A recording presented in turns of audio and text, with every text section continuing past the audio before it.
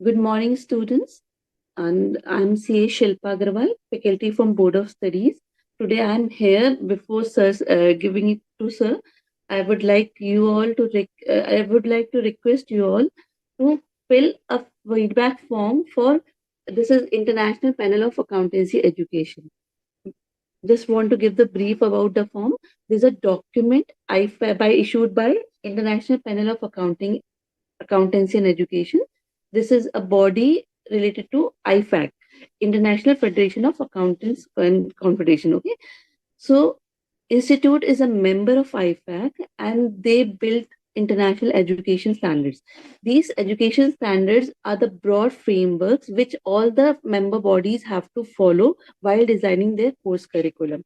So being a member, ICAI being a member of IFAC, we also follow the international education standards while designing the CA course curriculum. Now they are coming because of advent of artificial intelligence. They are coming with some strategic priorities which they once approved, which will be taken care of in revising the international education standards. So you will be one of the stakeholders and will be directly affected with those international education standards. That's why we want your feedback also on those strategic priorities which has been set by IPAE. So this is the feedback form which you have to fill. It is a very short feedback form, carries only 4 questions, and the questions have to be answered on the basis of a document that is that draft strategy 2025-2028. Ajit, please show that document also, another document.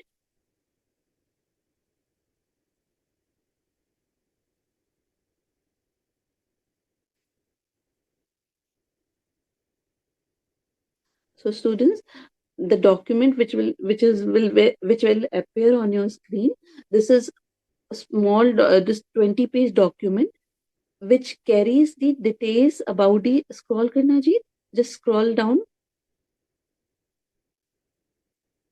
These are the four bus stops. These are the 4 strategies which have been defined in detail in the coming pages. So we'll be sharing these 2 documents, one feedback form and this document which defines the strategies on based on which you have to fill that feedback form on your WhatsApp group. We'll also try to mail you all, and we request you all to fill this form, feedback form, and give to us because you are one of the major stakeholders. Direct application will be on you on the course curriculum which you have to go through. So we want your feedback, we want your opinion, and it is a good opportunity for you all to mark your international presence through your feedback. So don't worry about it, we'll be keeping your name confidential, but we request you all, everybody who's present here, to fill this feedback form. We'll be sharing this on the WhatsApp group also, we'll try to give it over the mail also, and you can fill this feedback form and can send at bos@ici.in, or you can also mail me shilpa@icai.in. Okay. And yesterday evening also I addressed students for this feedback form, and I have received 2 feedback forms, but it is very less number. I request all of you to fill this feedback form and give us. Okay, students. Ma'am, Prashant from ma'am, Sally. Yeah, ma'am, Prashant. for the ma'am, one question on the audit classes to be held in June. I can see that only one class is there on the standards. So you plan to hold more classes on standards, or do we have to do them on our own? So that will be responded by the audit faculty. Prashant, you are in that Oh, WhatsApp group. yes, ma'am, I am there, but that information is not coming up. See, but For, you could pose your question there. Hmm. Ajit will forward to the audit faculty and get the answer for that. No? Thank you very much. I don't look after audit papers, so I am No, not. I thought you are in the board of studies, so you may be able to communicate. We have different subjects. Correct. Everybody have a different Co- subject. So Correct. I won't Correct. be able to reply for that. But you can Correct. your answer will be replied. You just post Thank it you. on WhatsApp group, okay? Thank you. And fill that form, Prashanta. Prashant, Resham, Sally, Sure. Priyanka, Sure. Shweta, please fill that form. And we are giving you a short period notice. We want the form to be filled by today or by tomorrow maximum. Okay. Okay, ma'am. Thank you. Thank you. And thank you, sir. Over to you. And thanks for being patient with me. Thank Thank you. you. Thank you. Thank you. Now, I think I request all the students that this is a good opportunity for all of you to express, to share your concerns over the document. So yeah, I request all the students to please share your feedback with Shilpa ma'am. Yeah. So let's start, students, for the today's session. I think in the previous session we discussed about securitization and some part of derivatives. So the today's revisionary session would be around the balance part of the derivatives and the interest rate risk management. Let me quickly share up my screen.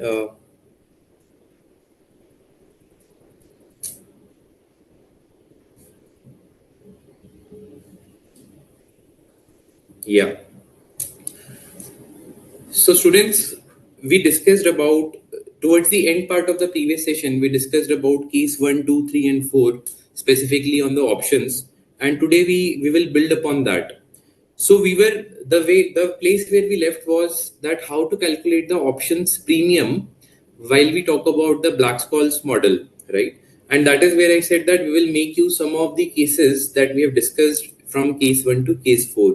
The point that we want to highlight here is that option premium is always reflective of the extent to which it is in the money adjusted for the time value of money. So I think in the previous session also we tried to demonstrate it that whenever option is deep in the money, it will definitely serve more pricing. It will be definitely more in demand because people will tend to buy it more, right? And hence higher the demand, higher the price, and hence higher the option premium, because the price of an option is the options premium.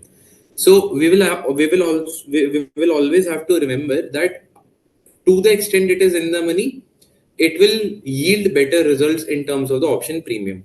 To the extent an option is an out of the money, the premium will become zero. Clear? So this is a very important line which we need to understand, that it will depend on the extent to which it is in the money, and definitely we will have to adjust for the time value of money, because the settlement will happen 90 days from now, or whenever is the time period getting expired, right? And the value or the pricing that we're trying to calculate is today, so the time value of money has also needs to be adjusted for. Let me go to the Black-Scholes model now.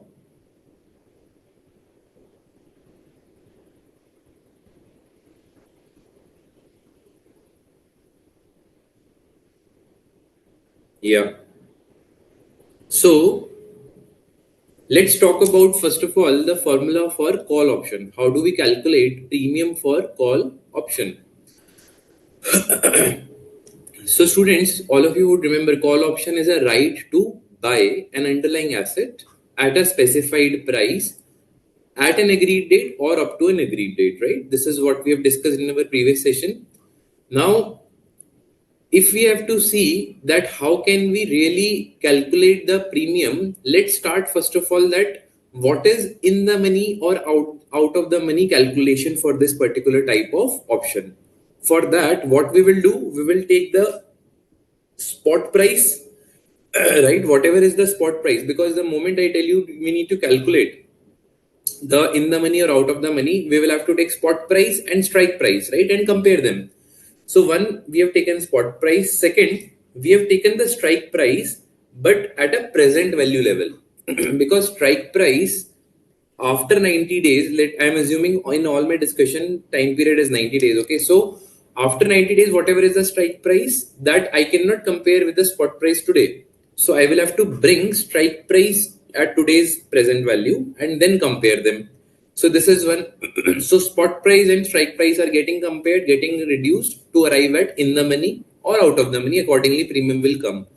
Now the second element, which is most important in this, is one, hedge ratio, and second, this probability that the spot price on expiry is higher than the strike price. Now students, let's talk about the hedge ratio first. So the hedge ratio typically means that what number of shares to be purchased or sold so that one option can be written.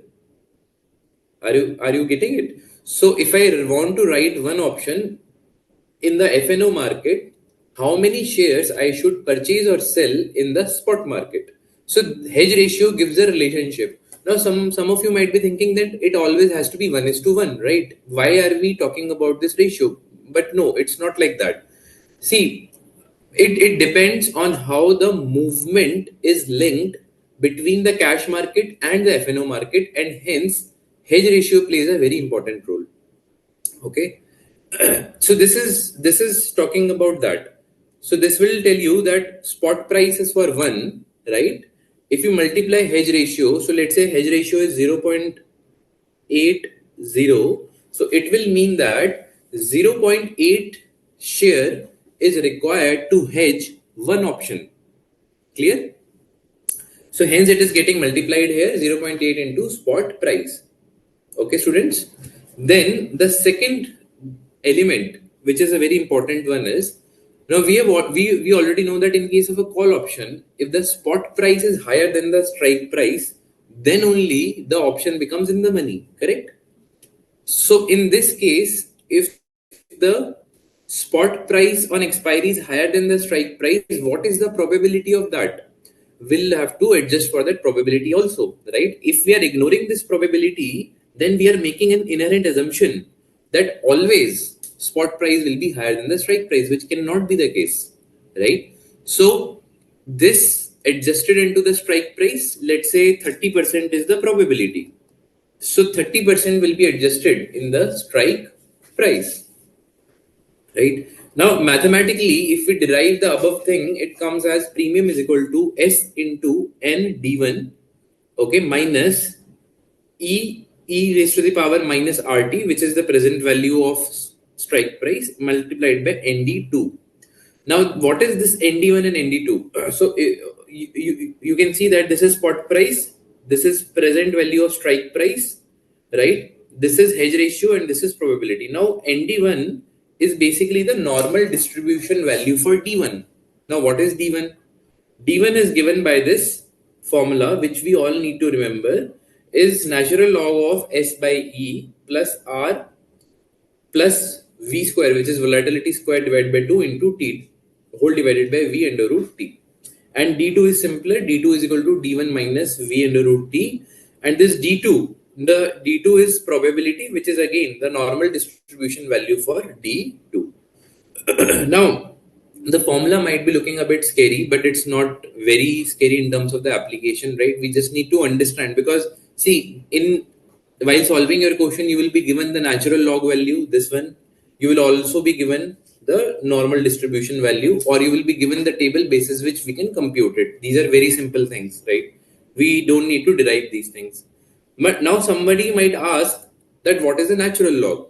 So I think we've discussed earlier as well. So natural log is basically the reversal of E function, right? Exponential function. If you see this e raised to the power a is equal to b, then natural log of b will be a. This is simple, okay? But both of these values we have to make use of either the table or the additional information given in the question.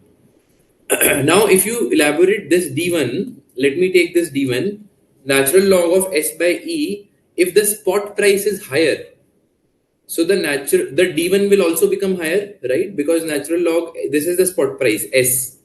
So natural log of s will also become higher, and hence d1 will also become higher, and hence the premium will also be higher. In case of higher volatility, r plus v square divided by 2, in this case v1 will also be higher, and hence it will lead to d1 to be higher, and hence premium to be higher. Now, this is just a simple brief that we have talked about the normal distribution table, students.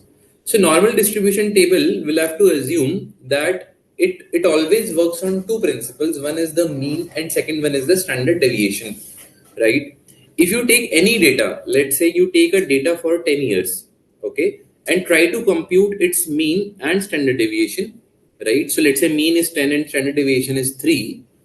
So if you convert this mean and standard deviation into a standard normal distribution table, then we will have to write it as we will have to make sure that mean becomes 0 and standard deviation becomes 1. So this is the property of standard normal distribution table, and hence in the formula for calculating the Z score, we reduce mean and divide it by the standard deviation. Clear? So in this case, let's say, hello?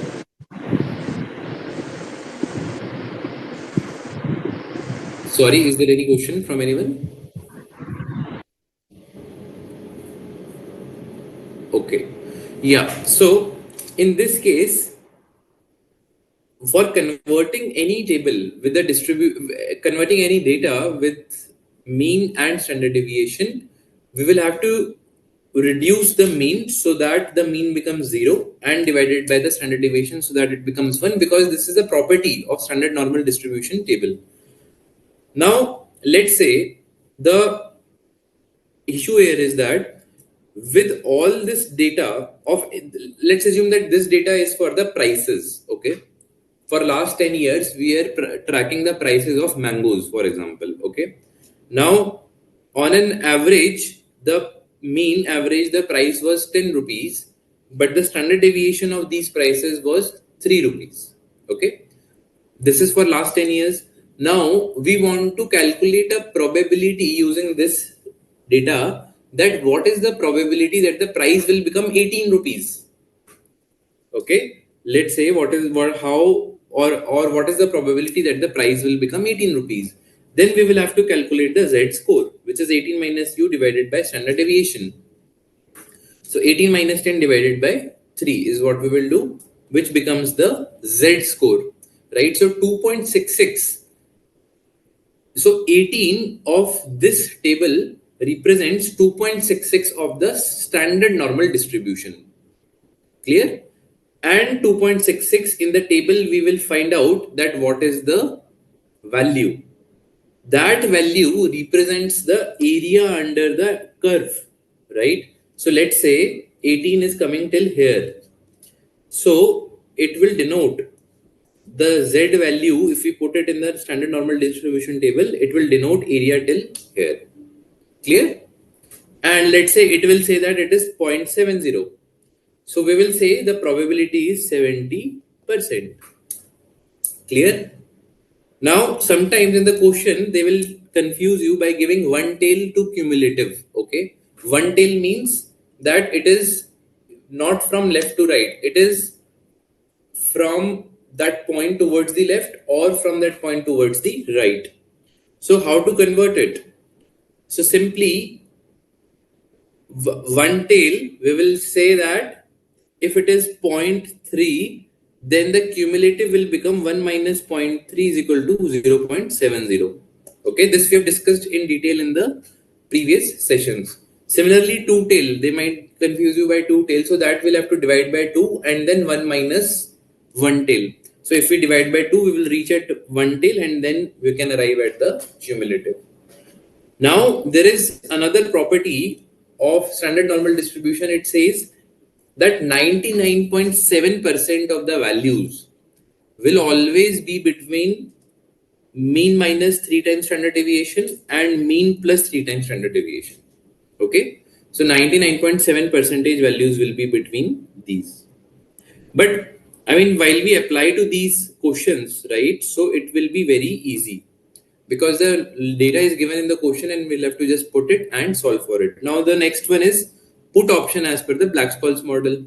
Now here we will be making use of the case 4, right? In the call option, while we were discussing about the call option pricing as per the Black-Scholes model, we have made use of case 2. Okay, so here case 4, we are saying that we will sell a put option, and at the same time, if we are selling a put option, that means we are selling the right to sell.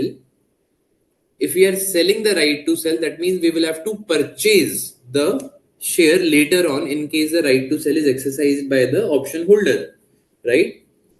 So for purchasing that share, we need to sell the share today.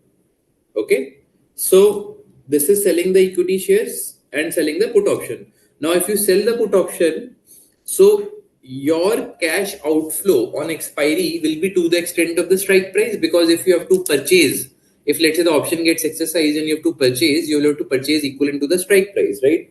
So this is your outflow, and the inflow will today be equal to the spot price. So how we will do? We will borrow one share, short sell that share in the equity market, then invest the present value of strike price today so that we are able to get the strike price equivalent value on maturity, redeem present value of strike price on maturity, and purchase one equity share under the put option. So this will complete the cycle. After purchasing, give the borrowed equity share back to the person from whom we borrowed.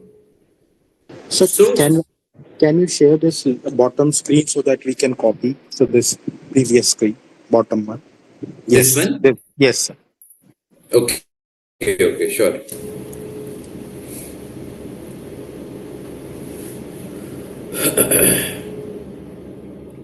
Any questions or any doubts, students, please do reach out to, please do let us know, let me know, so that we can discuss, debate on that, right?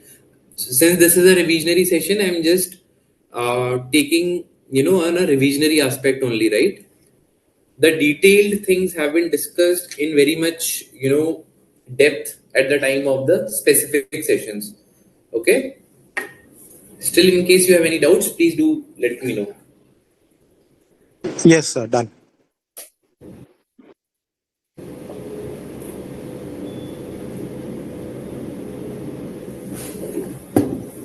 Okay. Then let's move ahead. So, what we are doing is, so I think this is, I was trying to explain the same thing. Yeah, now this is the formula. The value of put option will be x divided by e raised to the power rt. This is nothing but the present value of the strike price, n minus d2. Now, can anyone tell me if ND2 is the probability that the spot price is higher than the strike price? So then what is N minus D2? So N minus D2 is probability that the price will go down than the strike price. So I've put in here the comparison, right? Call option, the probability that spot price will be higher.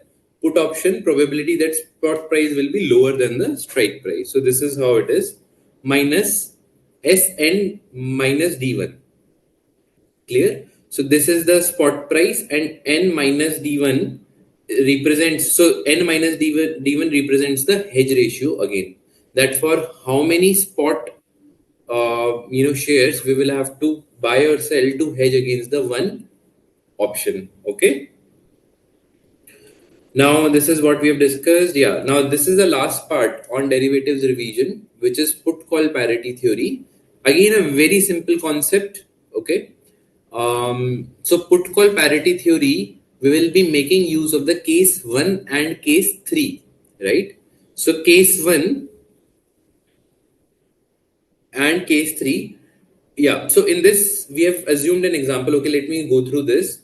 There is a call option and there is a put option. Okay. And the strike price is 180 and the spot price is 150. The value of the call option is 15. The value of the put option is 10. This is the premium, and the rate is 20% per annum. So this is what it is given, right? On the strike price of 180, there is a call option appearing, there is a put option appearing, and spot price is 150. Okay. However, both of their values, I mean, the premium is 15 and 10. Now let's see. Let's take an example of case 3 here first. In case 3, what we were doing? We were purchasing the put option, right? And then if I've purchased the put option, I'm purchasing the right to sell. If I'm purchasing the right to sell at the expiry, I will have to sell the equity share. For selling the equity share, I should purchase the equity share today. Correct? This was the case 3. Now, if I purchase the put option, my cash outflow will be 10 rupees today, right? Which is the premium amount. Which is the premium amount of put option. And if I purchase a share today at a spot price of 150, my overall outflow will be 160. Clear? Then let's talk about case 1 here. In case of case 1, I was purchasing a call option. If I'm purchasing a call option, I'm purchasing a right to buy. If I'm purchasing a right to buy and the option gets exercised, I have to buy the share. If I have to buy the share, I have to pay equivalent to the strike price. So I should invest present value of strike price today, right? I should invest present value of strike price today, which is this 150 rupees. So 180 divided by 1.20, 20%, which is 150 rupees. And the purchased call option will have an outflow of 15 rupees, right? Because I am end up paying 15 rupees on this call option. So my initial cash outflow here is how much? 165. So in situation 3, it is 160, and in case 3, it is 160, and in case 1, it is 165. So we are clear here. And we are concluding that in this case, this person is put option holder, and in the next case, this person is a call option holder. Now, subsequently, what will happen after 1 year? Let's say it was for 1 year. The options were for 1 year. Now, let's talk about the first one. If let's say the price comes as 200, let's take different scenarios, right? If price comes at 200, the actual price, then what will happen? For investor 1, the option is put, right? The strike price was 180. The market price is 200. It has become out of the money. The answer is yes. Will it get exercised? No. So put option will give me nothing. But since I have purchased the share today, I will be selling it at 200, right? In this case, I was holding a share, right? So my net cash flow on expiry will be 200. Similarly, for investor 2 who is holding the call option, that call option strike price is 180, market price is 200. It will become in the money to the extent of 20 rupees. The answer is yes, because we are talking about call option and market price is higher than the strike price. So I will end up having higher payoff of 20 rupees. At the same time, I have invested the present value of strike price, right? So I will get 150 into 1.2 as 180. I will get the maturity proceeds. So in totality, I will have 20 from the call option and 180 from my investment. So 200 will become my net cash inflow. So this is if the price is 200. Now let's take an example. If the price comes down to 100, right? Let's take a lower than this example as well. So in this case, put option was 180 strike price. Market is 100. So that means 80 rupees I will gain on the put option, right? Because 180 has so I have a right to sell something at 180 for which the market price is 100. So I have a 80 rupees benefit with me, right? So this is their put option, and shares to be sold at 100. Shares to be sold at 100, right? I will sell the shares in the open market, which I am having at 100 rupees. So my cash flow will be 180. For investor 2, if the price is 100, call option will give me nothing, right? Call option will give me nothing because the price is lower, but the present value of the strike price that I've invested today, it will be redeemed and I will get 180 at an overall level. So whatever price occurs in the market, whether it is 200 or 100, have you noticed one thing? That the cash inflows of investor 1 and investor 2 is always equal. 160, 200, 200, 180, 180, right? This is the subsequent value. So the initial value also minus 160 and minus 165. Now what will happen? The investor 2, so this, they will start going to investor 1's portfolio, right? Because there the outflow is less. So with a lesser outflow, I am getting the same inflow later on. So the demand of investor 2's portfolio will go down. The moment it goes down, investor portfolio's demand will go up. So put call parity theory says that if the future cash flows are same, why there is a difference in the initial cash flow? So put call parity theory says that even the initial cash flows will become same. The market forces will drive the similar initial cash flows, and hence this helps in our formula, which is the value of put plus spot price right? This is the investor one's portfolio will always be equal to the investor two's portfolio, which is value of call plus present value of strike price. So this is what the put call parity theory says. Simple. Clear, students? So this is a put call parity theory that we will have to remember. Now let's quickly go to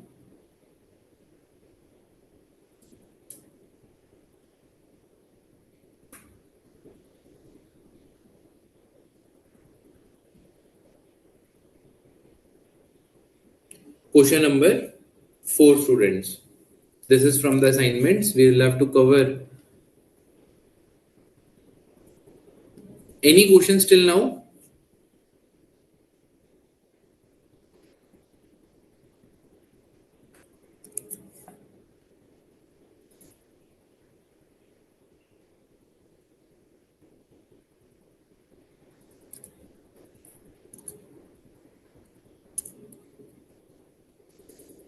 Yeah. So Mr. H. So this is from the same assignment, students, the one that was uploaded earlier. So Mr. H holding 100 equity shares of V Limited, which is being quoted at 2100 per share. He is interested in hedging downside risk of his holding as he is going to sell them after 2 months. A 2-month call option is available at a premium of rupees 60 per share, and a 2-month put option is available at a premium of 50 per share. Okay, so there are different premiums, 50 and 60. The strike price in both the cases are 2200. You are required to suggest the position Mr. H should take in the option market to hedge his holding in the V Limited. Come on, students, tell me what Mr. H should do. He's trying to protect himself from the downside risk, right? What strategy Mr. H should do so that in case the price goes down, Mr. H gains in terms of options we are talking about?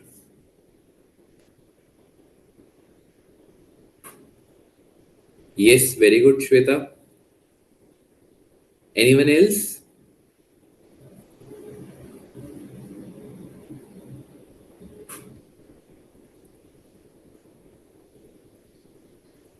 So Mr. H should enter into a put option, right?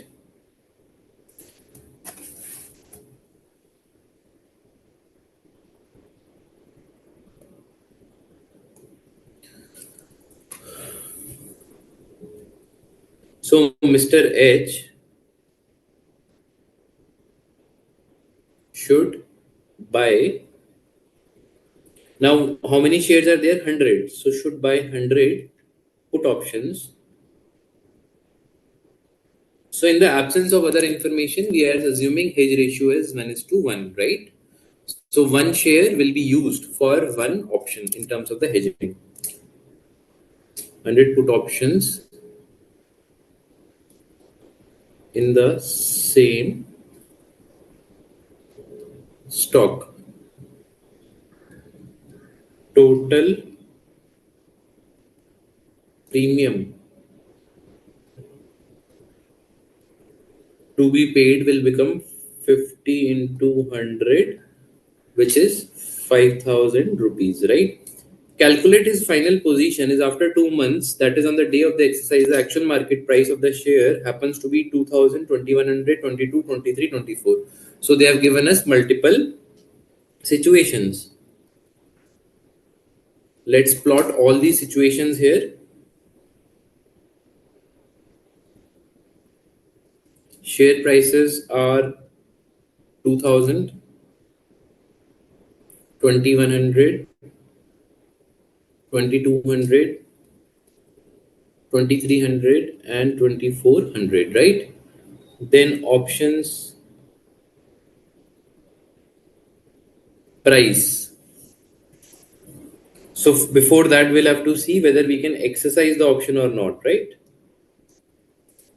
Options exercise. Now come on students, tell me the strike price is 2200. So at a strike price of 2200, should I exercise the option here when the actual price is 2000? Come on students, tell me. In case of put option, should we exercise the option when the share price is 2000? The strike price is 2200.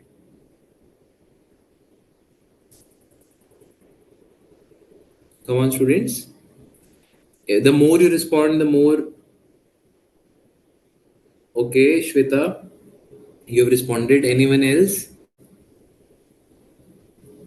We are talking about put option, students. Put option, if the market price is lower, the strike price is higher, should we exercise it?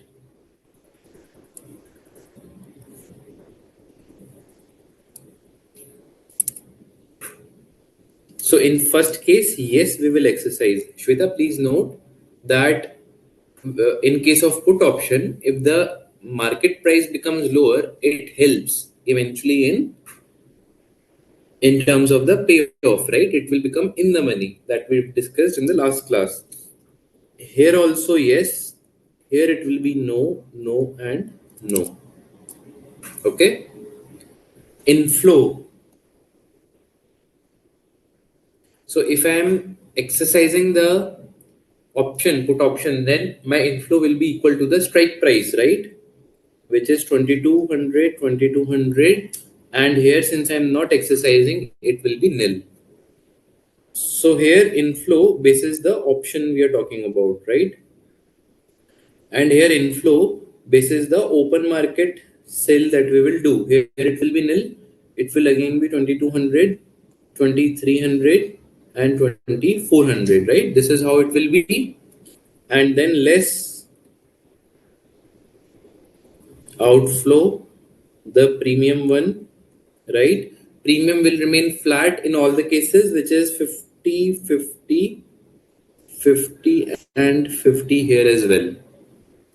So net basis, this is an outflow, please remember. So this has to be reduced. So here we will have 2150. Here also we will have 2150. 2150. Here it will be 2250. Here it will be 2350. So that total position will be just multiplying it with 100, right? Because we have 100 options. So 2150 into 100, 2,15,000. This is also 2,15,000, 2,15,000, 2 lakh, 2,25,000, 2,35,000. Okay, clear? So ultimately, if you see one point here, because of this hedging that we asked Mr. H to do, the net realization is never below 2150, right? This is the floor price at which, this is the floor value at which the deal has happened, right? In terms of the overall realization. Let's move to question number 5. Now this question, all of you need to respond. This is a very easy question. Based on the following information, choose the correct answer from the following questions. Situation 1, they are saying it is exercised and exercise price is 140, premium is 20, and spot price is 160. So this is saying that they have exercised it. Situation 2, again exercised, where exercise price is 200, spot price is 175, and premium is 15. And third one, we are saying it is lapsed. Exercise is 300, spot price is 400, and premium is 25, students. Now from the information given above, choose the correct answer to the question number 1 to 3. Question number 1. In situation 3, they are talking about situation 3 first. The investor's position and the amount of profit or loss is. Now come on students, tell me. We have lapsed here. The spot price was higher, exercise price was lower. So do you think we are talking about call option here? or put option here? Come on, students, tell me. All of you need to respond. Do you think it was a call option or a put option?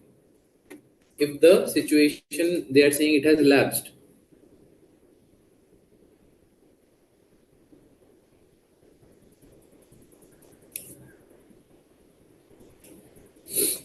Call.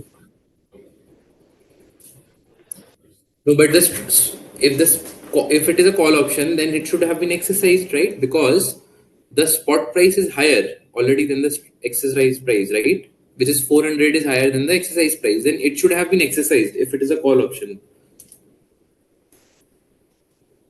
Come on, students.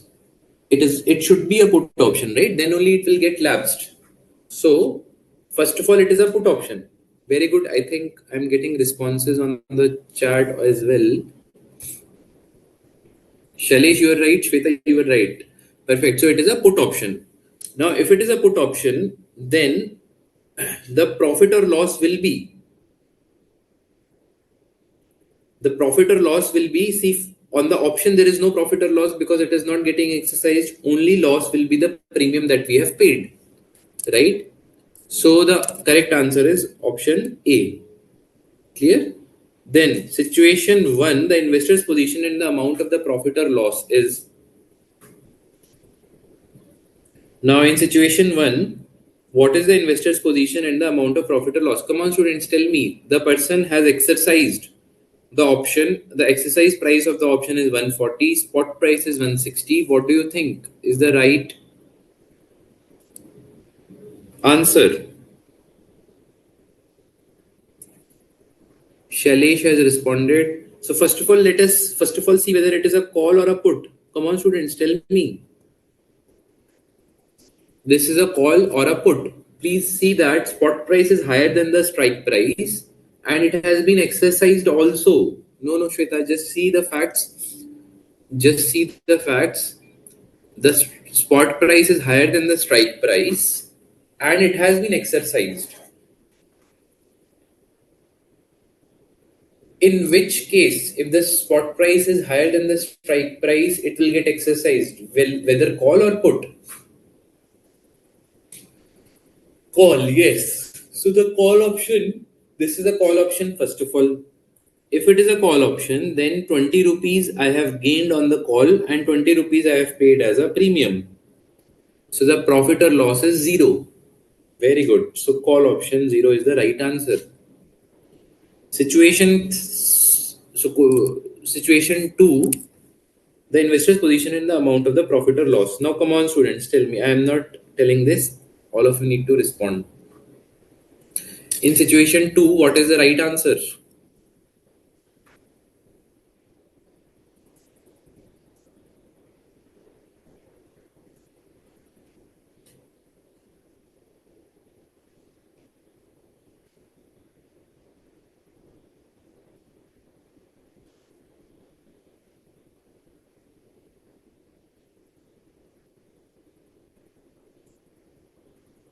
We are talking about situation 2 here, this one. What is the right answer? Very good. Shailesh and Shweta, both of you are correct. Anyone else would want to answer?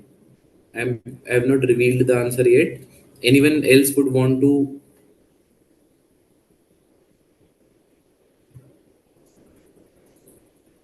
Okay. So in situation 2, the exercise price was 200. The spot price is 175 and it is exercised. So that means it is a put option, right? If it is a put option, now what is the gain or loss? I have paid 15 rupees premium and I have made 25 rupees gain. So net basis, there is a 10 rupees gain. So put option along with 10 rupees gain, option A is the right answer. And both of you were correct, Shailesh and Shweta. Okay, now let's move ahead. Question number 6. The market received some information about ABC Labs tie-up with a multinational company. This has induced the market price to move up. If the information is false, the ABC Limited's stock price will probably fall dramatically. To protect from this, an investor has bought the call and put options. He purchased one 3 months call with a striking price of 45 for rupees 3 premium and paid rupees 2 per share premium for a 3 month put option with a striking price of 42. Clear? Assume 100 shares for call and put option. To determine the investor's position, if the tie-up offer bids the price of ABC Limited stock up to 44 in 3 months. So in the first case, they are saying if it goes to 44 in the next 3 months, then what will happen? The question is simple, right? The question has given us two different options. One is the call option, second one is the put option. And they have given us a price, a market price basis which we will have to calculate the overall value. Okay. So first of all, we will have to say that how much premium we have paid by purchasing these call and put options. So the total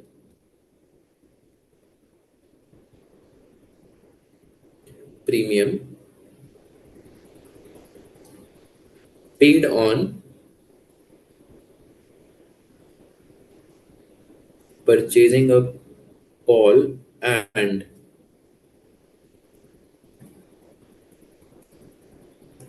put option 3 per share into 100 shares plus 2 per share into 100. So this is for put option and this is for call option. So this gives us 300 plus 200 is equal to 500. So 500 becomes the overall premium. Now in the first case, the price has become 44.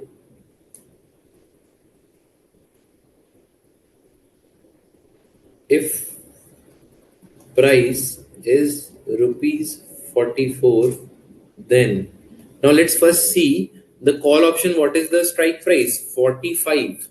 Do you think 45 is the strike price, market price is 44, the call option will be exercised or not? No, very good. It will not be exercised. Now, what about put option? Put option strike price is 42, market price is 44. Whether put option will also get exercised or no? The answer is no. Very good. So, neither call nor put option will be exercised. If the price is 44, then neither call option nor put option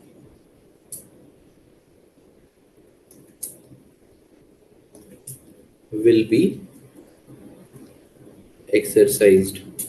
Hence, the net loss is equal to minus 500, which is equal to the premium that we have paid. Now, second, to determine the investor's position if the tie-up offer program fails and the price of the stocks falls to 34 in 3 months.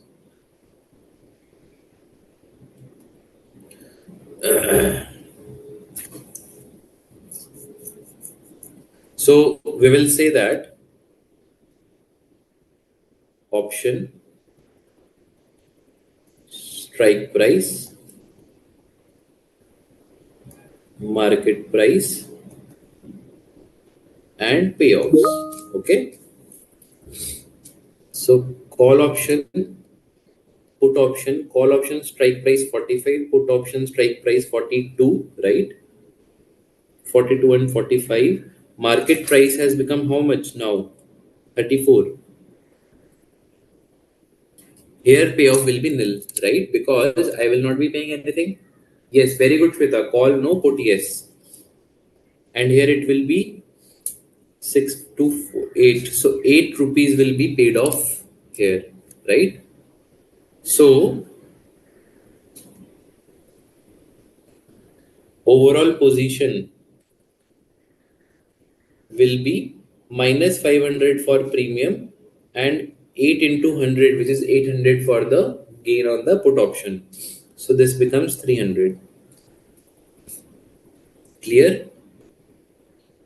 And the last part is to determine the investor's position if the tie-up offer program is successful and the price of the stock rises to 46 in 3 months. Now they are saying the stock price rises to 46. So again, option, strike price, market price, and payoffs. Okay, option is call and put. We are talking about 45 and 42. Here the price has become 46 if I'm not wrong. Yes. And payoffs 1 and nil. So the overall position is equal to minus 500 plus 100, which is minus 400. So here also there is a net loss of 400. Easy? No, 400 net loss. Yes. Yes, Shweta, you're right. 400 net loss. This was easier one, right? Student, please note that all these questions we have picked up from the recent RTPs. Okay, so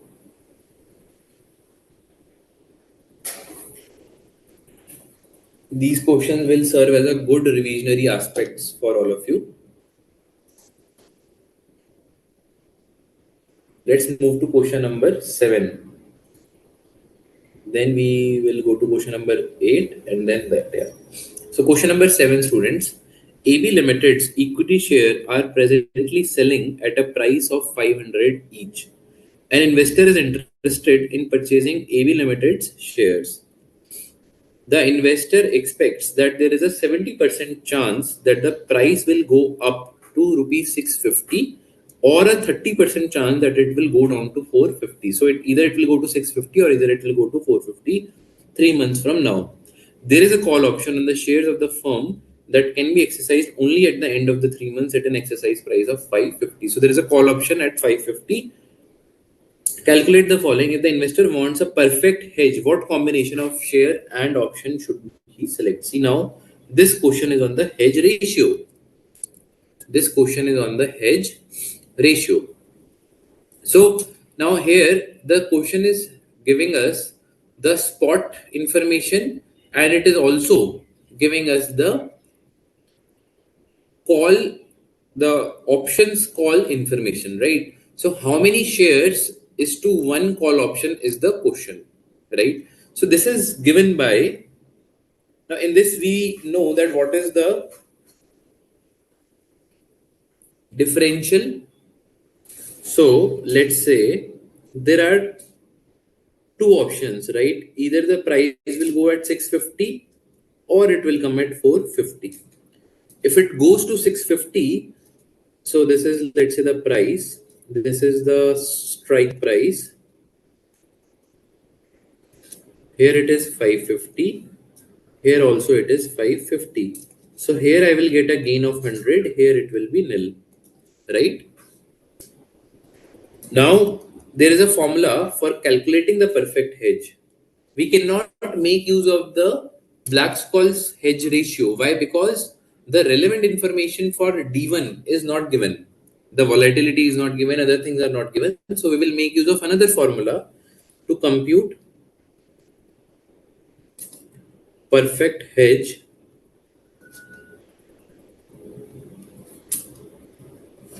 We shall compute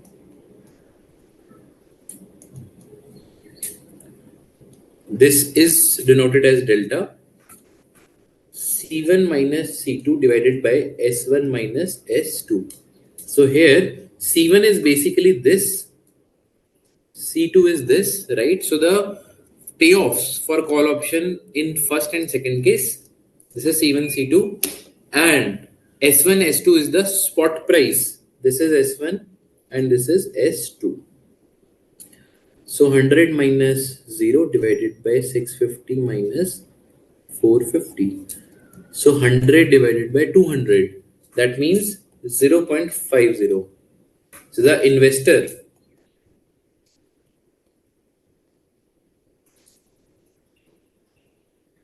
should purchase 0.50 share for every one call option. Okay. Now somebody might say that how can someone purchase zero point 0.5 share? So we can also reiterate this by saying for every two, they can do one. Okay. The investor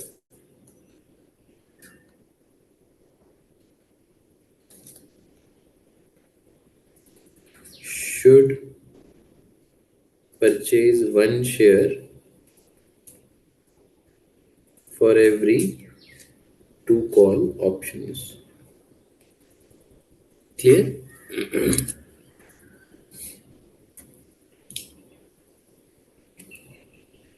Now, the next part is explain how the investor will be able to maintain identical position regardless of the share price. Okay, so now they're asking us the regardless of the share price, how can you achieve a complete hedge? Simple, right? Identical position means complete hedge, right? So this we have already told the investor should purchase zero point 0.5 share for one call option. Now we can show it as well.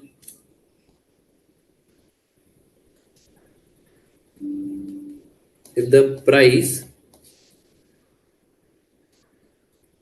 goes up to 650 per share, this is the first case.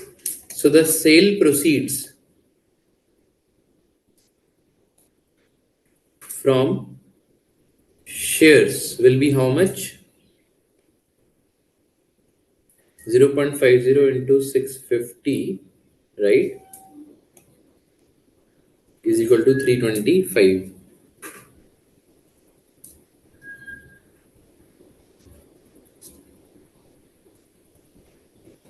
Loss on account of short position.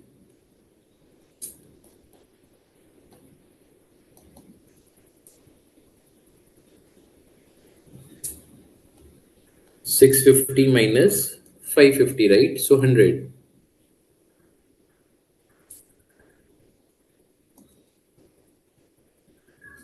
So that becomes 225 students. If the share price goes down to 450, right? The second one is this. So the sale proceeds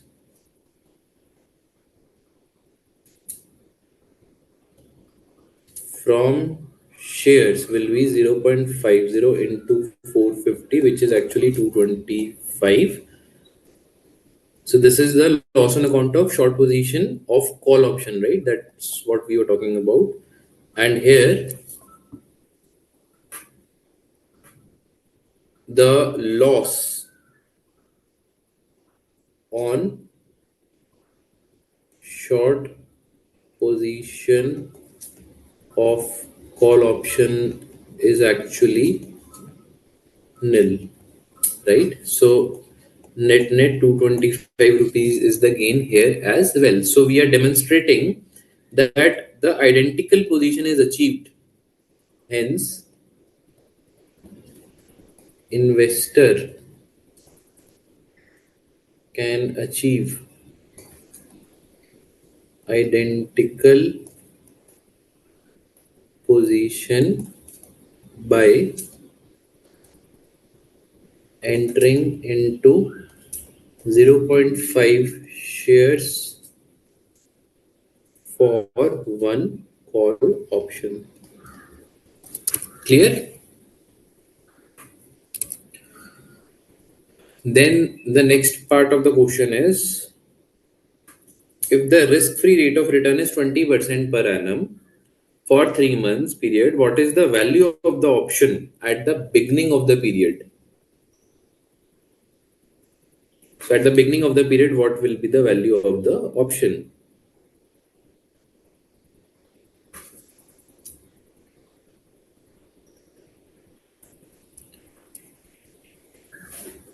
So now if you see our basis this 0.5:1 ratio, our future cash flow is fixed at 225, right? So we can equate it. So we can say that the value of option,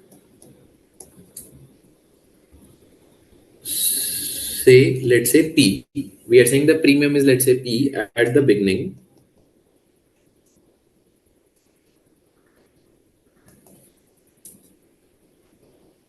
of the period shall be computed as follows: 250 minus P 1.05 is equal to 225,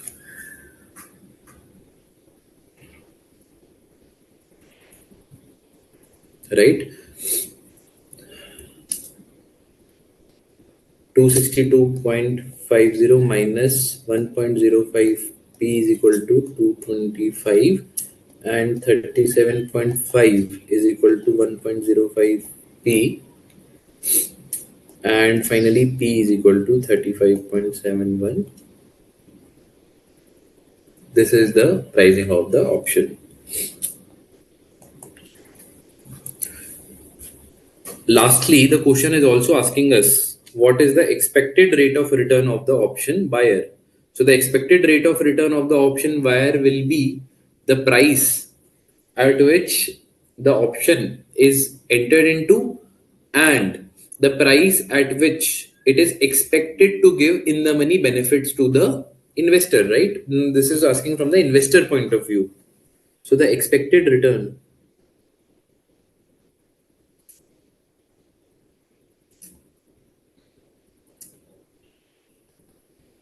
from option will be, so expected value of option. So we mean to say that what is that we will realize from this option. So this will be 650 minus 550 multiplied by 70%, right? Because we are saying the chances of 650 is 70%. So this is the multiplication plus 0 into 30%, right? So this becomes as 70. So the expected rate of return becomes 70 minus 35.71 divided by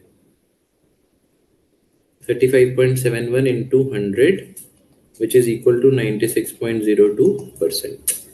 So the expected value of the option is 70, and hence the rate of return from the option will be as high as 96.02%, because the price to be paid to enter into this is only 35.71. Any questions, students? Okay, Shweta is saying please explain the part 3 again. So in case of part 3, okay, if you see, first of all, 225 is what we have been getting in any of the situations, right? 220, as we have proved here as well, that 225 is our ultimate realization, whatever is the price. So we have equated 225 to the present value. Okay, now if you see, this premium is what we are calculating today, right? 1.05, why we are doing 20% is per annum. So for 3 months, how much it will be? Understood? So this is that. If 20% is for 12 months, 3 months it is 5%. So 5% we are taking the future value, right? And And sorry, I think there is some, yeah.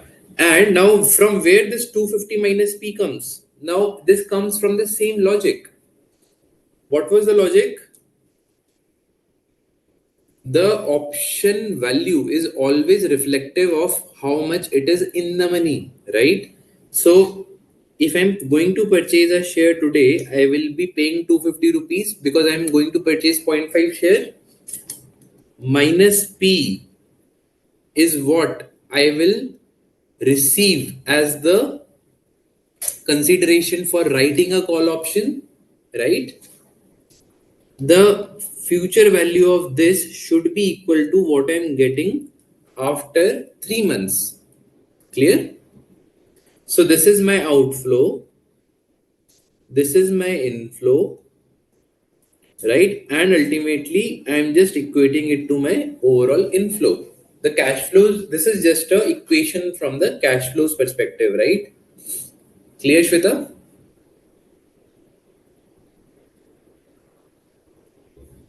Any doubts, please let me know apart from this.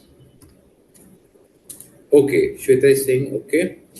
Perfect. So this is what the question was saying. A bit different question, I would say, from what I mean. It's not just simple application of this thing, but whatever are the relevant facts available in the question, basis that this is the solution. Now the next question, question number 8.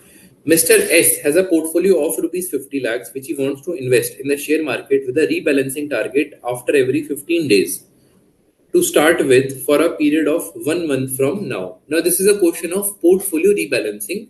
Now, please focus on this question because we have not covered the revisionary part of this concept. So, we will try to revise it from the concept itself, from the question itself.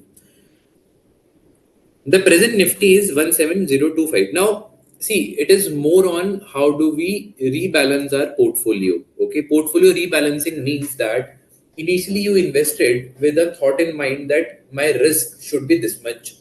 Now, while the situation progressed, you came across, okay, now the revised risk has become this much.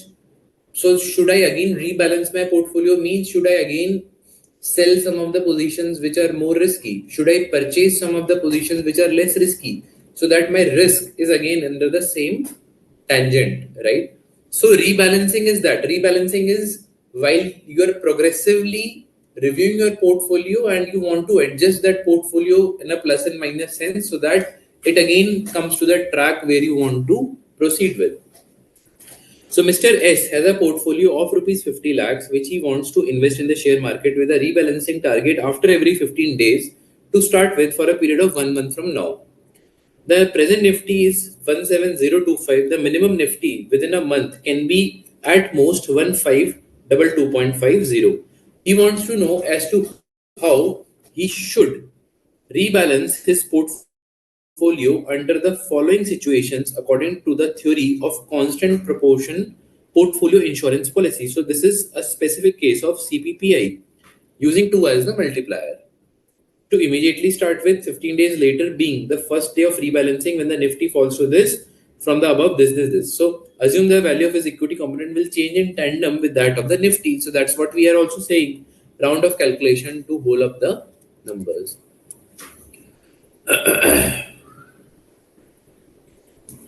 So this is a typical question on rebalancing. Okay. And in rebalancing also, they are asking us to make use of CPPI. Okay. So first of all, now let's see through solution itself and try to understand. Okay. So the let's calculate that what is the maximum decline in a Nifty. Maximum decline in 1 month. So just view it through an open lens, right? Just don't think that this we know, this we don't know. Let's try to understand the question and build upon there. So what is the current value? 17025. Till what value it can go minimum? 15322.50, right? So this is the maximum that it can go, 17025 into 100. So that means 10% can be the maximum decline in a month. Now let's come to this to immediately start with.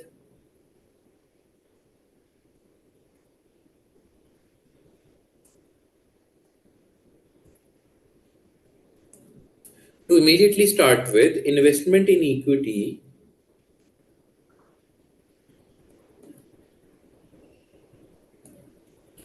What is the multiplier?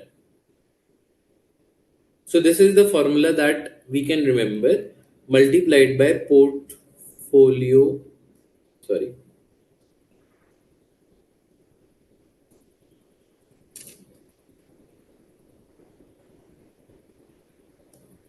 portfolio value minus floor value. So this is the formula for CPPI, constant proportions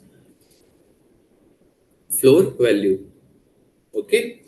So 2 is the multiplier that the question is specified. The portfolio value is how much? 50 lakhs. What is the floor value? Floor value will become 10% minus 50 lakhs. Why? Because we are saying the maximum decline in Nifty can be 10%. So it becomes 45 lakhs. So 5 lakh into 2 is 10 lakh. That means 10 lakh becomes our investment in equity. So Mr. S can invest 10 lakhs in equity and balance in risk-free securities. Simple. Because investment in equity will lead to some of the risk. Risk-free securities will not lead to some of the risks. Clear, students?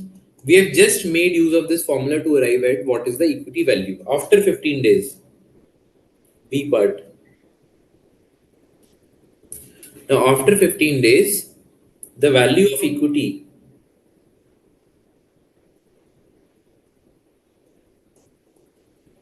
will be 10 lakhs that we have initially invested, right? What is the revised Nifty value now? It has fallen to 16321. We have invested when the Nifty was 17025. Now it has become 163 to 1.89. Right? Then what is the revised value of Nifty? 958,701. Right? So the 10 lakh has become 9,58,000 after 15 days. This is for the equity investment, and the value of risk free investment is how much? 40 lakhs. So this has become 49 lakh 58,701. So this is the total value of portfolio. So this is step 1, right? After 15 days, my revised value of the portfolio has become this much. Now again, the investment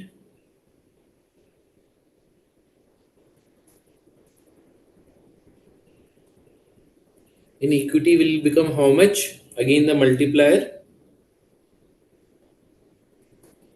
multiplied by portfolio value minus floor value, right?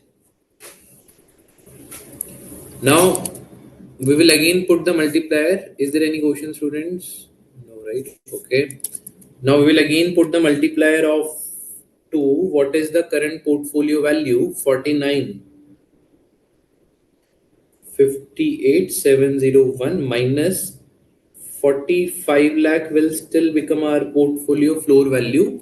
So 9 lakh 17,402 is the value that they should carry the investments in equity. So the revised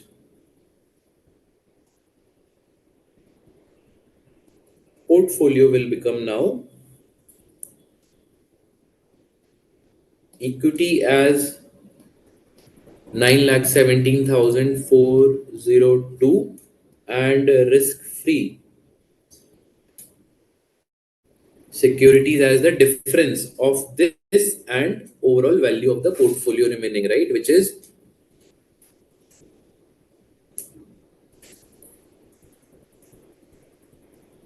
41,299. If we total this, we will arrive at 49 lakh 58,701, which is actually this one.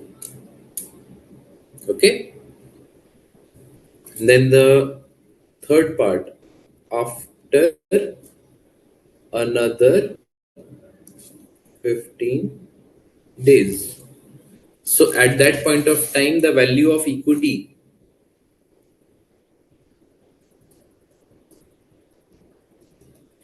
will become 917,402 into. Now, what is the value of the equity that has become after 15 days? This one, 17,512. Now it has increased. If you see, 17,512.14 divided by what was the value before 15 days? 16,321.89. Okay, so overall, it has increased from 9,17,000 to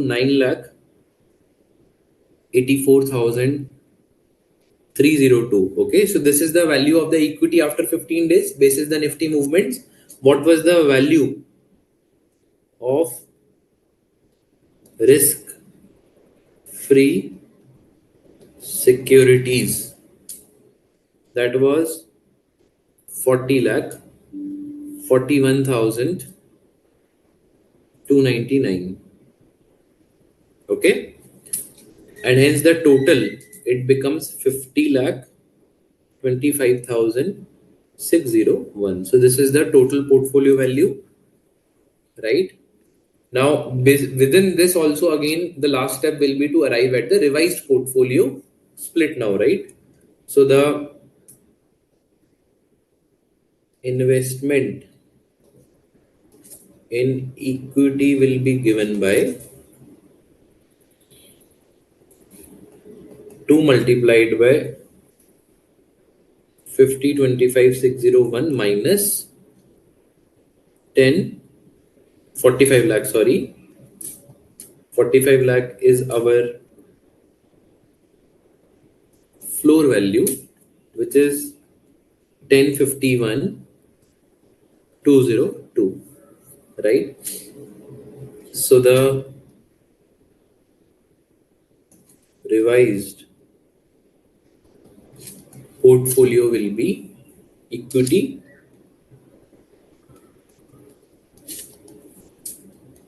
1051,202, right, and balance in risk free, which is 39,74,399, and hence the total value is 50,25,601. This is the total value. Clear, students? So, I mean, just to sum up, what is happening in case of portfolio rebalancing is we initially say that this is the floor value of my portfolio.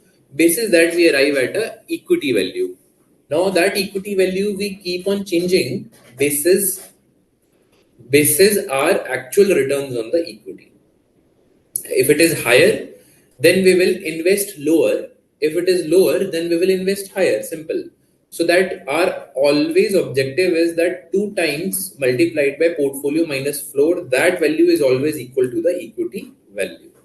Simple. I think that was difficult. Only this was difficult in terms of understanding, but the real operation side is very easy on the portfolio rebalancing. Now, students, with this, the derivatives revision comes to an end. Now, in the second part, we will be doing the interest rate risk management revision as well as the questions. Right. So let's break for 10 minutes. Let's again reconvene at 8:32.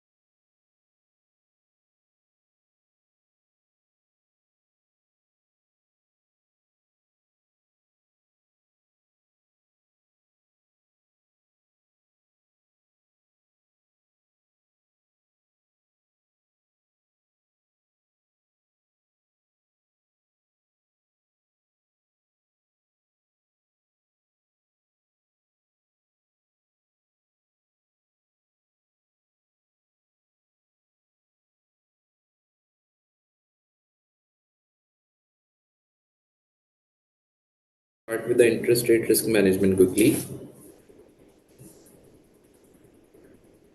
Let's do a quick revision and then we'll go to the questions.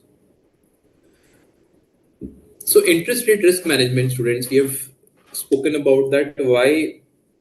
Um, we have spoken about derivatives till now, and in that we've discussed that what are the roles, uses, what are the characteristics of those derivatives, right? So interest rate risk management is also stemming from the same concepts of derivatives, right? Here it specifically deals with the underlying as interest rate. Okay, in the previous part of derivatives we discussed about mostly underlying as a equity or commodity or other things.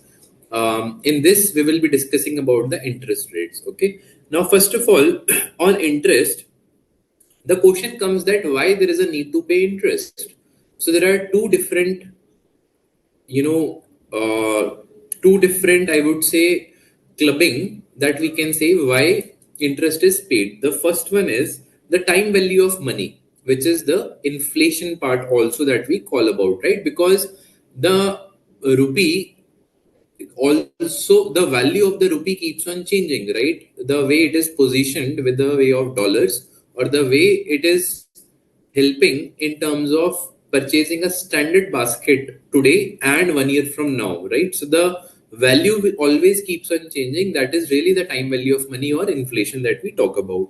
The second reason why there is a need to pay interest is because once we lend amount to someone, we are undertaking a risk of non-payment of the principal as well as a risk of non-payment of the interest. So to cover up for the risk, the return is also expected, which is coming in the form of interest. Okay, so interest is paid for these two reasons. But at the same time, we also know that interest rate keeps on changing, right? It's not constant. So RBI is one of the, you know, RBI also influences the interest rates. Then market driven forces also influences the interest rates, right? So interest rate keeps on changing. Now, because of this change, we don't know that some of the obligations that we have later on, or some of the income that we might have later on, that is dependent on this interest rate change, may have certain implications, right? And hence, there is a need to devise a strategy in terms of how we can hedge the interest rate risk. So, the interest rate risk is the risk that tomorrow the interest rate changes in unfavorable direction. For example, I have taken a loan and tomorrow the interest rate increases, so I will end up paying higher amount as interest, right?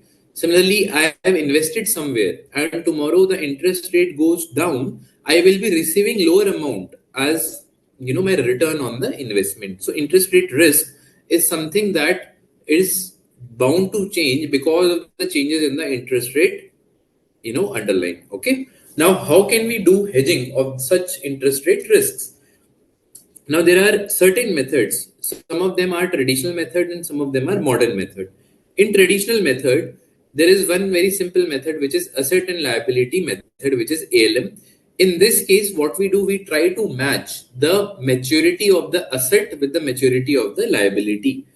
Right? For example, my liability is going to be due in next 3 months, but my asset is going to be recovered in next 2 months. So what I will do, I will realize the assets within next 2 months, I will invest it for 1 month, so that after third month I can get the cash to pay my liability. So this is matching of your asset and liability profile. Then forward rate agreements. So forward rate agreements we will discuss in detail here. Yeah, now forward rate agreement is a rate agreed today for the borrowing or lending to happen sometimes from now. In this example, we have taken FRA 1 by 4. So FRA 1 by 4 means that the deal will happen after 1 month for 3 months. So 4 minus 1 is 3. So the duration will be for 3 months, but it will happen after 1 month. So that is, it is denoted by forward rate agreement 1 by 4. Now, what does this really mean? Let's say bank A is needing the funds to borrow after 1 month for 3 months. Bank B needs to invest rupees 1 lakh after 1 month for 3 months, right? So both of them are matching the basic requirements. current interest rate is 5% per annum. Do you think they will deal? This is the current interest rate. The answer is no. Because bank A will say that today is 5%, but after 1 month it can go up. So I will enter into a different rate, let's say 6% per annum with you, right? Then what will happen? 0 to 1 month, nothing, no exchange of money is happening, right? No actual lending or borrowing is happening. But on the 0th day, they have entered into a contract, right? That they will be doing the transaction 1 month from now. Now, the moment that they have agreed it, so on 1 month, on the first month, they will be actually giving and lending the money for 3 months, basis 6% per annum. Whatever is the interest rate outside in the open market, they will ignore it because they've already agreed for forward rate agreement. So, do you think it is sounding just like a forward in derivatives, right? Because in forward in derivatives, we agree that we will deliver and we will purchase whatever the case may be after whatever time we have agreed, right? So this is same thing. In this case, only the lending or borrowing is happening after the designated days. FRA 3 by 6 will mean that the deal will happen after 3 months for 3 months. Duration will be 3 months so this is the starting point and this minus this will become the duration. 12 by 18 will mean what? Starting is 12 months and duration will be 6 months, right? Now let's take this example further. Bank A has borrowed at 6%. Bank B has invested at 6%. The actual interest rate in market is, let's say, 8%. Okay, the actual interest rate in the market is, let's say, 8%. Then what will happen? Gain will become 2% for Bank A, because how will Bank A think? Bank A will say, okay, I have a contract under which I can borrow at 6%. The market rate is running at 8%. So I have a gain of 2%, right? Because I can borrow at 2% cheap. So I have a gain of 2%. Similarly, how Bank B will say? Bank B will say, I have a commitment to invest at 6%. The open market rate is 8%. I have lost an opportunity to invest at 8% and hence I have a loss of 2%.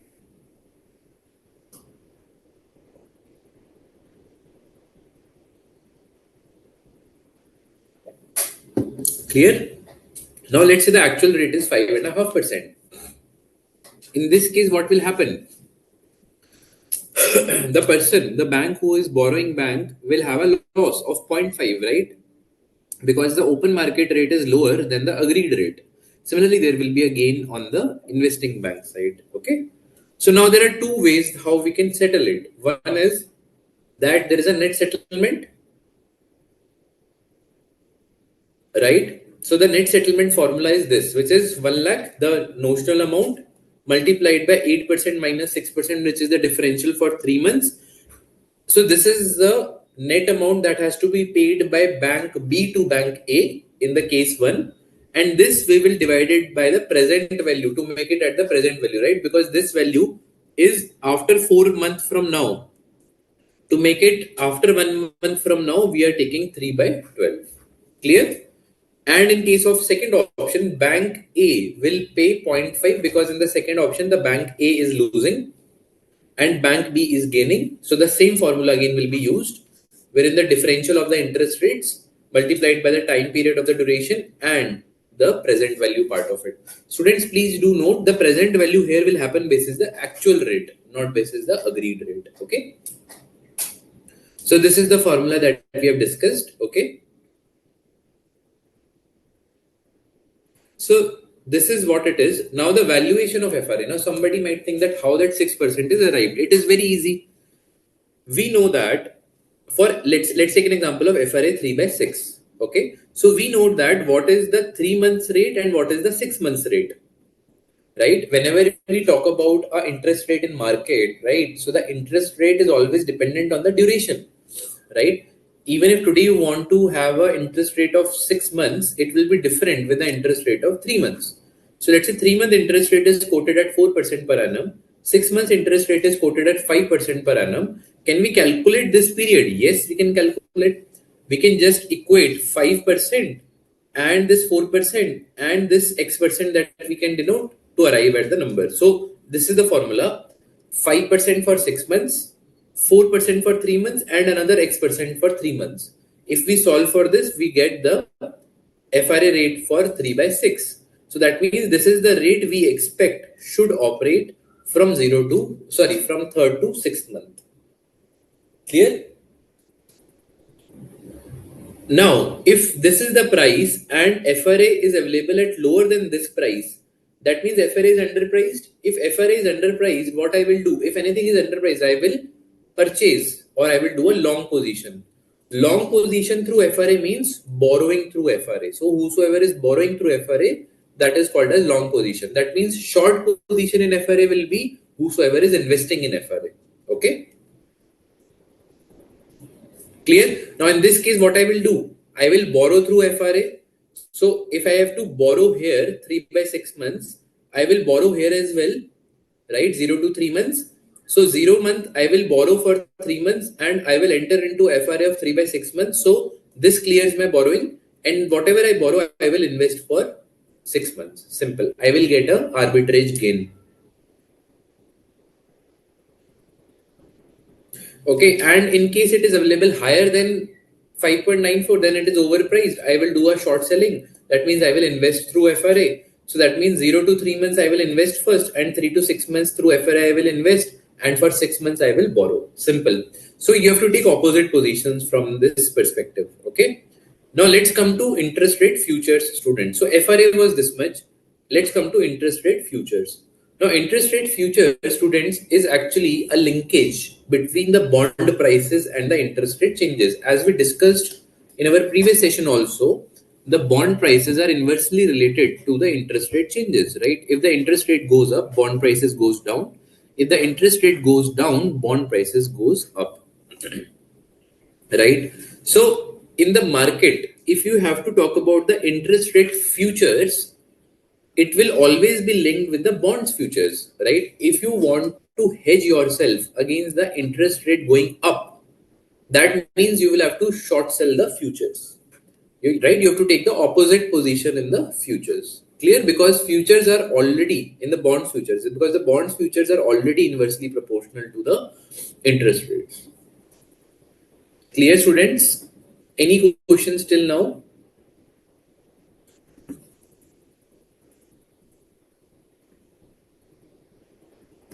Okay. So one thing is clear, that interest rate futures are not traded in market. They are executed through bonds futures. Okay. Let me come back to the chart that I was showing earlier. Yeah, this one. So we discussed about forward rate agreement. We discussed about ALM. We discussed about interest rate futures. Okay. In the modern method, interest rate futures is done. Now, what is interest rate guarantee? Interest rate guarantee is very similar to the options, right? The options in derivatives that we were talking about. Now, what are they?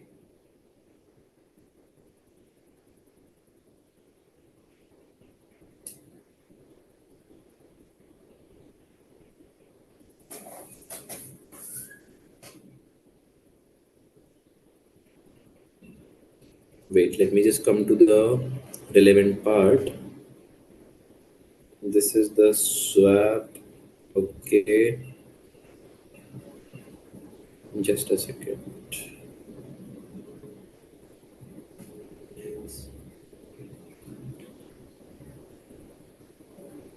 Yeah, this one.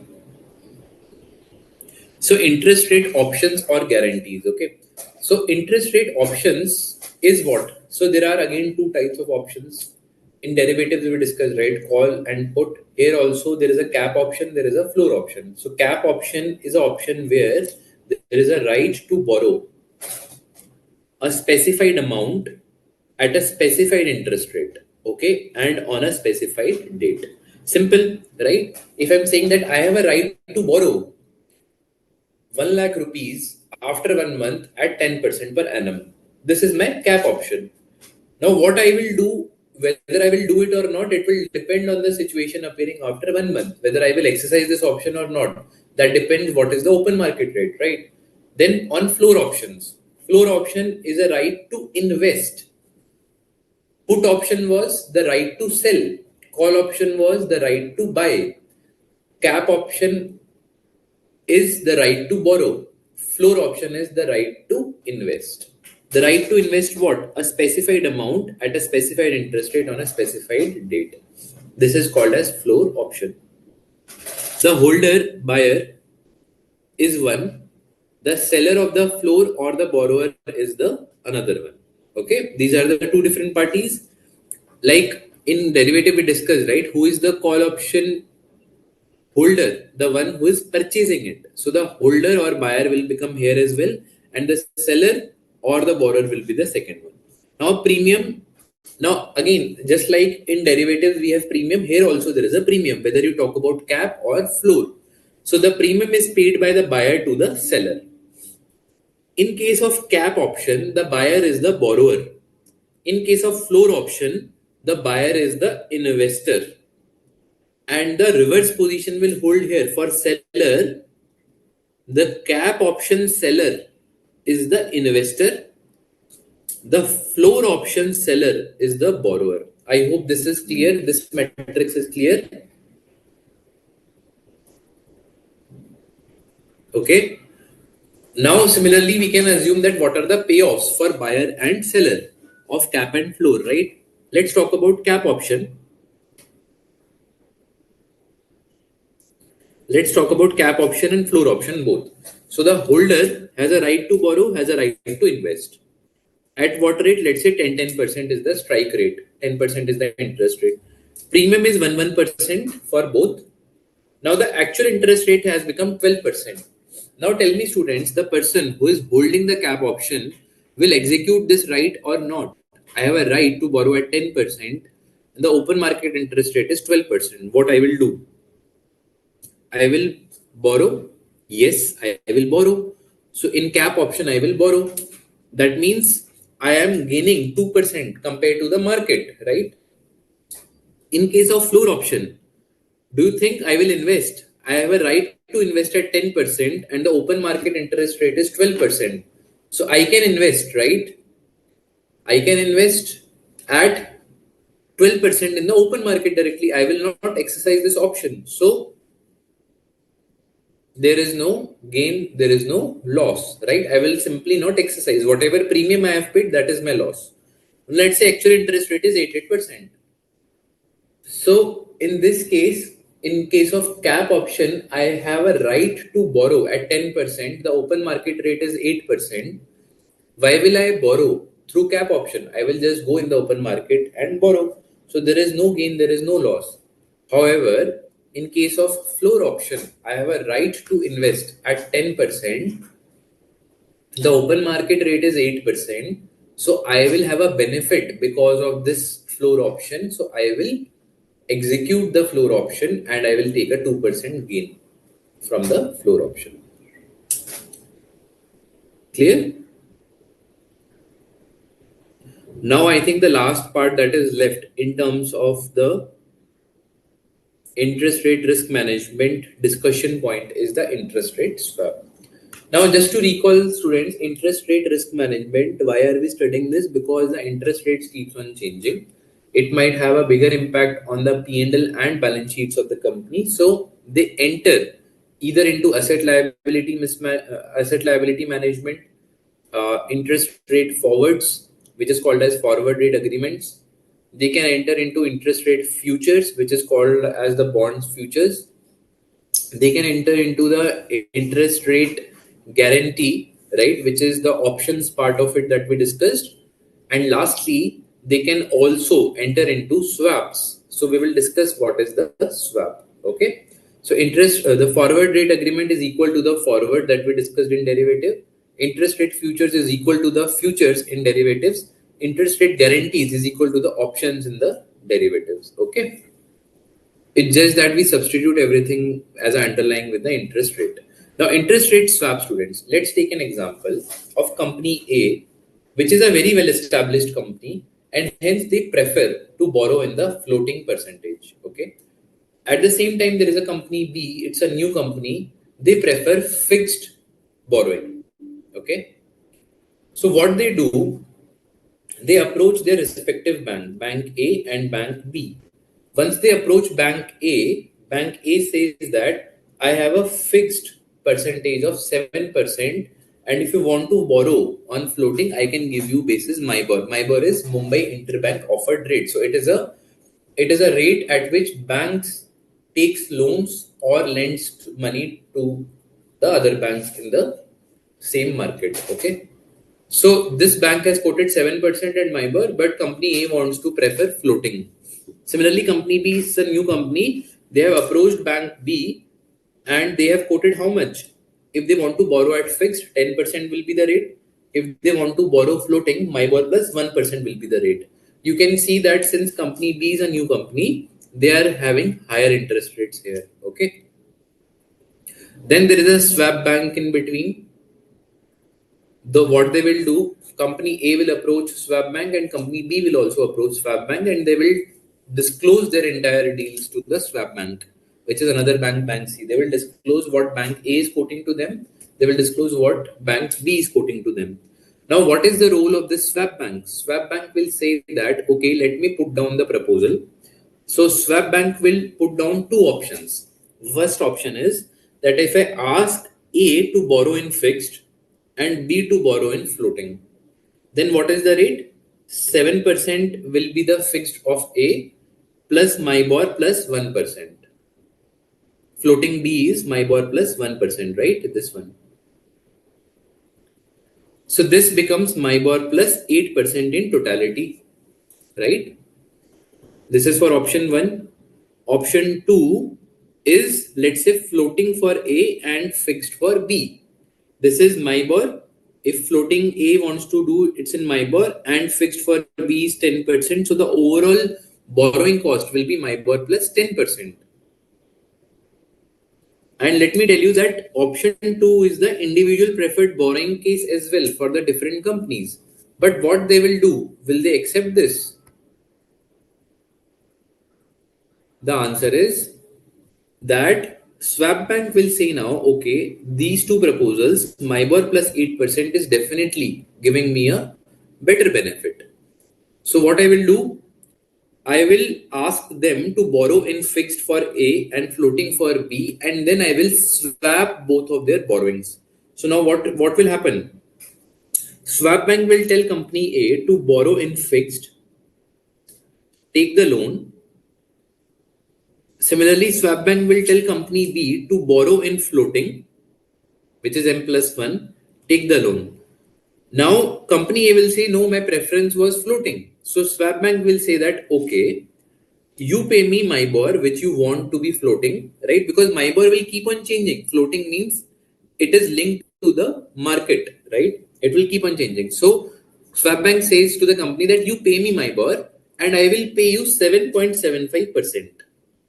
We will come to that how the bank has arrived at this. So I will pay you 7.75%. You are paying to bank a 7%. So your effective cost will be MIBOR minus 0.75%, right? Similarly, swap bank tells to company B that I will pay you MIBOR equivalent amount and you pay me fixed, the one that you want to be, right? But instead of that, you pay me 8.25%. So you receive MIBOR from me and you pay me 8.25, right? This is what swap bank is telling to company B. Simple. Now both their preferences are sorted. The overall cost is also lower. Now let's see what is the effective cost. After swap, company A is paying MIBOR to swap bank, 7% to bank A, and it is receiving 7.75 from bank swap bank. So MIBOR minus 0.75% becomes the floating rate at which it has borrowed. Now see students, if company A would have not done this swap and directly gone to bank A, the cost would have been MIBOR equivalent, right? But now it is MIBOR minus 0.75% students. So it is a lower cost, right? Now from company B's perspective, where is company B now? Yes. Now company B is having MIBOR plus 1% as the amount it is paying to the bank. It is receiving MIBOR from swap bank and it is paying 8.25 to swap bank. So ultimately they are at 9.25 percentage, which is the fixed part. Had the company not done this swap, it would have ended up paying this 10% amount, right? But now it is paying how much? 9.25, which is a lower amount, right? Now, what is the total collective interest? MIBOR minus 0.7 plus 9.25, right? This is the overall portfolio that we have built. So this is how much? MIBOR plus 8.5 percentage, right? But the way we started, we said that MIBOR plus 8 percentage is what we have locked in, right, with the banks. So where is this extra 0.5 percentage going? So if both the companies are paying MIBOR plus 8.5 and banks are receiving MIBOR plus 8, then where is 0.5 extra going? Yes, Shweta, very good. This is the swap bank commission, the premium charged by the swap bank, which is 0.5%. Clear? Now the option 2 to option 1, the way we have thought is there is a 2% benefit. How are we allocating this 2% benefit? Company A has reduced by 0.75, company B also 0.75, and 0.5% commission with the bank. Overall 2% is what we had retained. Clear? Now let's compare company A, company B, and swap bank. Had there been no swap, company A would have paid MIBOR, company B would have paid 10%, and swap bank would have been 0. Since there is a swap, so company A is paying MIBOR minus 0.75%, company B is paying 9.25, and company's swap bank is paying 0.5. So hence there is an overall saving of 2%. Clear? So this is it. Any questions, students, in this? Please do let me know. Now here if you see, the swapping is happening from fixed to floating and floating to fixed. So in real life also, the banks will convert your floating borrowings to fixed borrowings and fixed rate borrowings to floating rate borrowings. This is how the swapping is done, right? So ultimately, these are the main aspects on interest rate risk management revision, right? I'm just recapping it. There are two ways to do the interest rate risk management: traditional methods and modern methods. Traditional methods, asset liability mismatch, and interest rate forwards, which is called as forward rate agreements. The modern methods has three methods. One is interest rate futures, in which case we are dependent on the bonds prices. And the next one was interest rate guarantees, which is as good as the options. And the last one is the swap. Okay. Any questions on this, students? Please do let me know.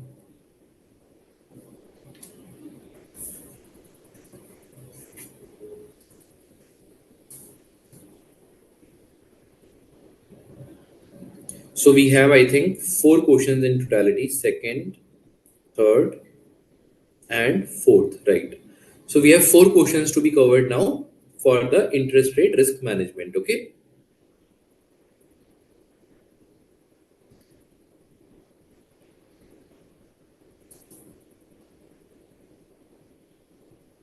Let's start, students. And this time I want all of you to please answer.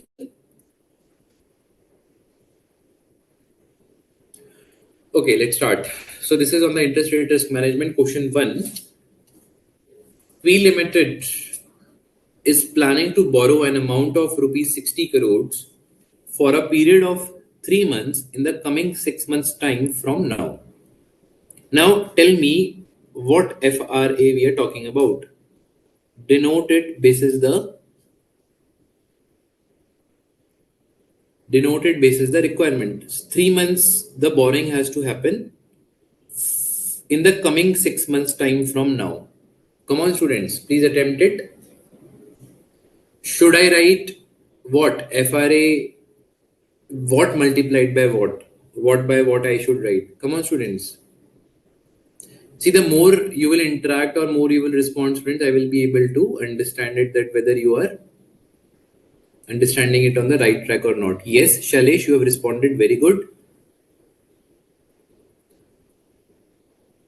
Any other response? So 6 months time from now, that means the starting point of this FRA is 6 months. What is the duration? 3 months. So FRA 6 by 9. So Shailesh, your answer is correct. The current rate of interest is 9% per annum, but it is likely to go up in 6 months' time. So they are saying that currently it is 9%, but it will go up, and hence we are doing this hedging. The company wants to hedge itself against the likely increase in the interest rates. US CFO has been asked to suggest both traditional as well as modern methods to hedge interest rate risk. Suppose the banker of P Limited has quoted the following FRA rates: 3 by 6, 6 by 9, 9 by 12. Now, why are there two different rates, students? Come on, tell me. Why are there two different rates? Why will bank give you two different rates for the same level of FRA, which is let's say 3 by 6, 6 by 9, 9 by 12? Why will there be two different FRA rates? Can anyone think of it?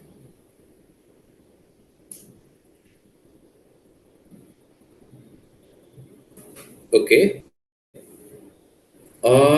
No, Shweta, this is not cap and floor. Cap and floor will be for the interest rate guarantee, right? This is only on FRA we are talking about. Why there are two different rates are if you want to invest through FRA or if you want to borrow through FRA, right? If you want to invest through FRA, then the bank will give you lower amount. If you want to borrow through FRA, the bank will charge you higher amount, right? This is what the bank does. If you invest, investment will be at a lower amount. If you borrow, you will have to end up paying higher amount. That is the spread for the bank, right? So 9.10 and 9.15, this is the distinction. Based on the above information, answer the following questions. I think I have only answered it by asking all of you. So suppose if P Limited agrees to adopt FRA method to hedge interest rate risk, then the interest rate dash shall be applicable for the same agreement. Now, students, come on, tell me. Link this and this to tell me what is the interest rate that is applicable. Come on, students.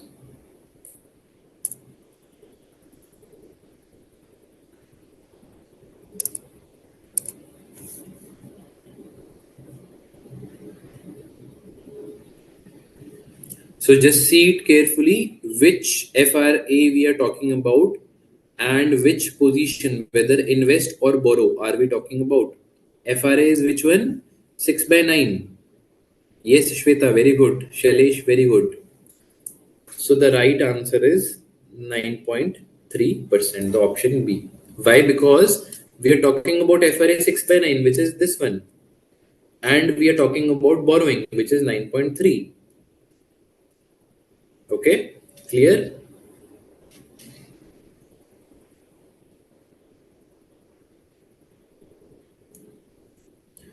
Perfect. Now, let's move to the next part. Suppose if the actual rate of interest after 6 months happens to be 9.6%, then the settlement amount approximately shall be how much? So let's say they are saying that if the actual interest rate after 6 months is 9.6, now what rate we have agreed? 9.3, right? Then the settlement amount approximately will be what? So first of all, I want you to let me know that whether P Limited will receive the amount or P Limited will pay the amount. P Limited will receive the amount or P Limited will pay the amount. Agreed rate to borrow was 9.3%. actual rate is 9.6%. So P Limited will receive or pay. Please remember, this is a contract to borrow. While we enter into a contract to borrow, which is just like a long position, after long position, if the prices increases, then what we do, students? Do we pay or do we receive? We receive, right? Because again, just think it from the similar lines that I'm always, telling. 9.3% is the rate at which I can borrow today, but in the market, the borrowing can happen at 9.6. So zero point 0.3, I have a advantage, and that zero point 0.3 translates to what amount that I will receive is what the question is asking. So we will just put the numbers there. 60 crores, right? So 60 crores multiplied by 9.3 minus 9.6. What was the time period? Time period is 3 months, right? 3 months duration divided by 3 by 12 divided by present value of this at 9.60%. Clear? So we have used the same formula, and hence the right answer to this will be this. The banker will pay to P Limited 439,453 if you calculate this. Clear? Suppose if the actual rate of interest after 6 months happens to be 8.8%,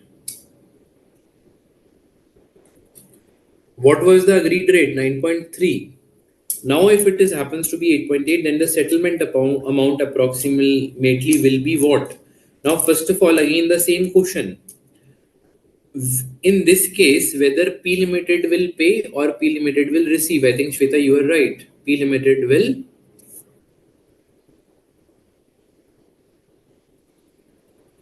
pay.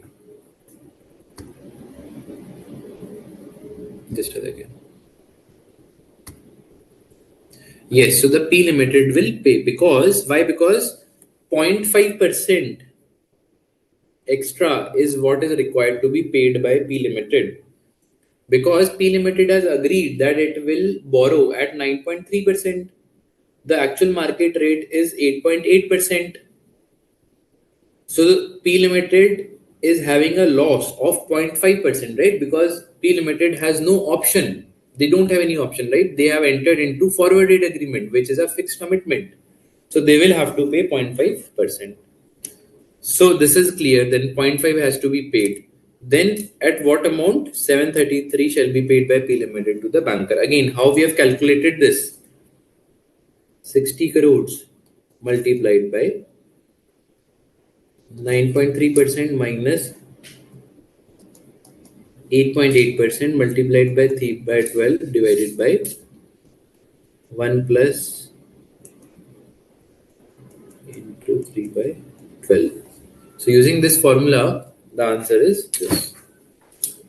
The last part, which of the following technique is not the modern technique to hedge the interest rate risk? Now this is very easy, students. Come on, tell me. Just now we have covered. Forward rate agreement. Very good. So the technique which is not the modern technique is forward rate agreement because this is a traditional technique.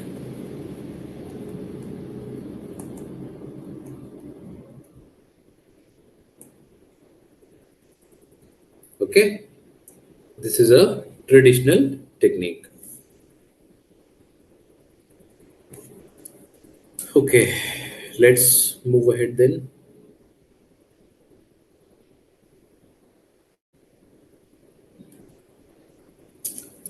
On the question number 2.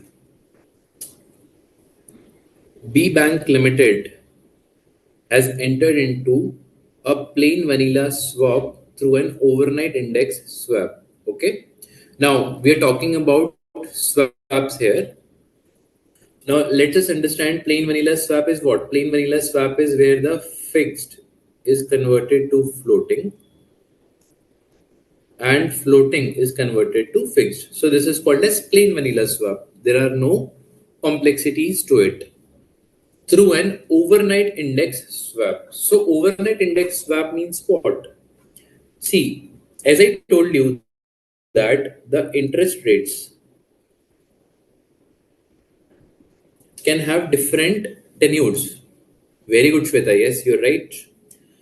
Interest rates can have different tenures, right? Let's say if the tenure is 10 years, interest rate will be X. If the tenure is 5 years, the interest rate can be Y. If the tenure is 30 days, the interest rate can be Z.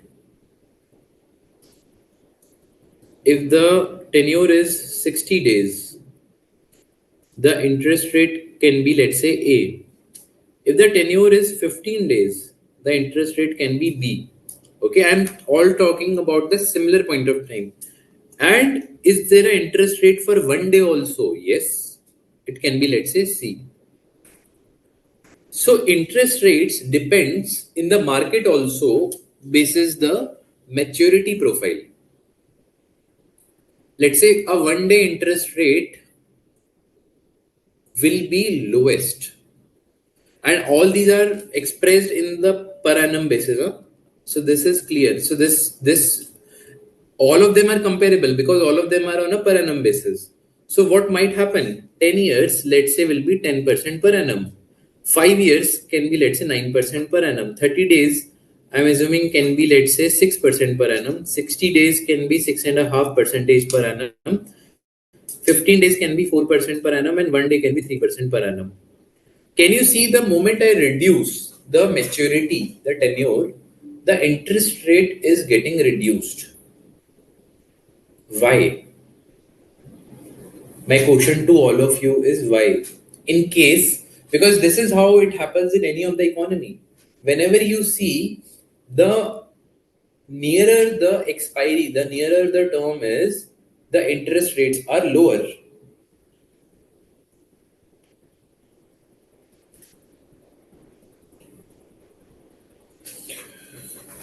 Come on, students. Can anyone give an attempt to this? That why? And this is actually linked. Very good, Shweta. Yes, you are absolutely right. This is actually linked to the same concept that I told you. Why is interest paid? Because of two reasons. One is time value of money, and second reason is one reason is time value of money, and second reason is risk. Right? The risk of non-payment from the counterparty.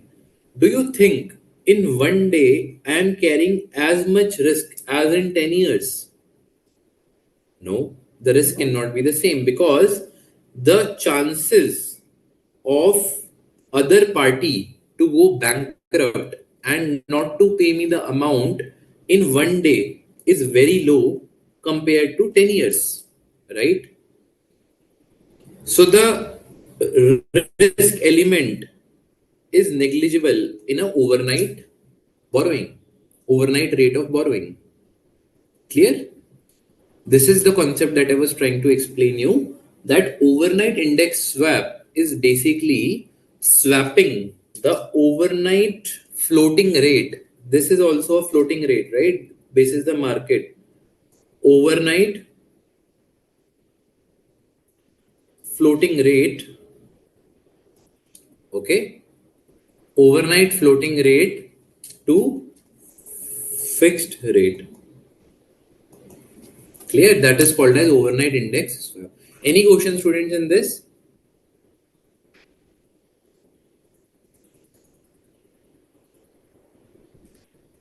Perfect. Then the next part. On a principal of rupees 10 crores and agree to receive MIBOR overnight floating rate for a fixed payment on the principal. Clear? The swap was entered into on Monday, 10th July 2017 and was to commence on and from 11th July 2017 and run for a period of 7 days. Now they are saying on Monday it will start and 7 days it will run from 11th July. Respective MIBOR rates for Tuesday to Monday were, so Tuesday, Wednesday, Thursday, Friday, Saturday and then Monday. If B Bank Limited received 4170 as a net settlement, calculate the fixed rate and interest under the both legs. Simple. Sunday is a holiday, work in rounded rupees and avoid decimal, consider 365 days in a year. Now students, see, the net payoff is calculated how? It is calculated by the fixed payment minus floating payment, right? They have given us this, they have given us this. This is missing and this is what we have to calculate. Simple. So let's come to the solution.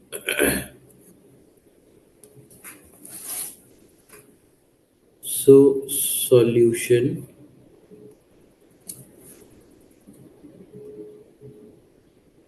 day wise, this is the principal,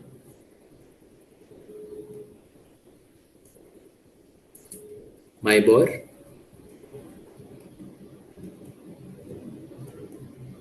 and interest.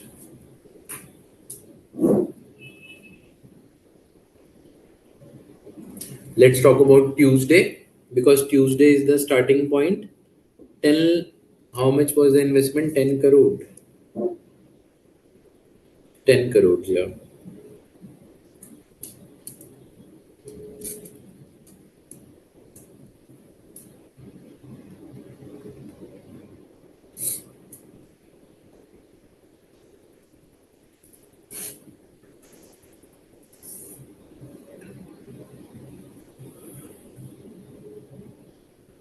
Okay, so 10 crores is the one. MIBOR is how much on Tuesday? 8.75.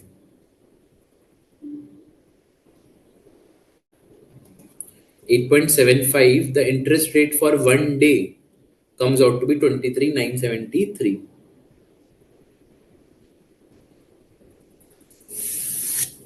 Okay, it comes out to be 23,973. Then on Wednesday, this is 10 lakh, 23, 973. This will become the opening amount for the next day. What is the interest rate? 9.15.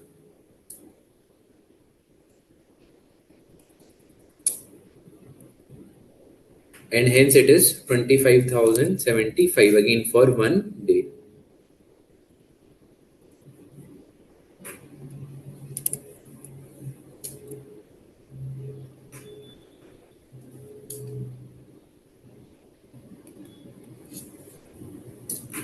Then Thursday.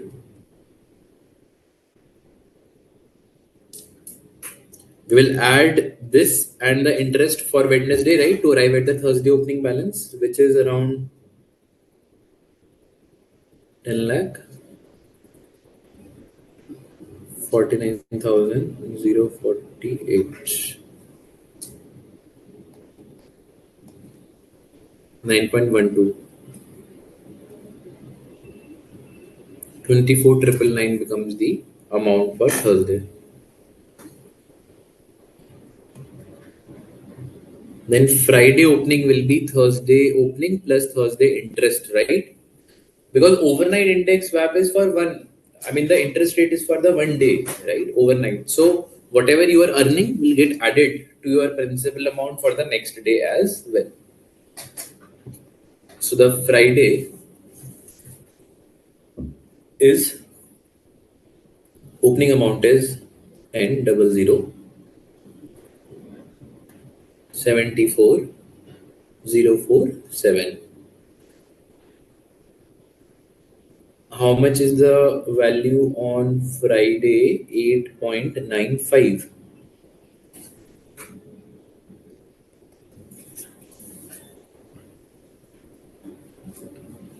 So this is 24,539.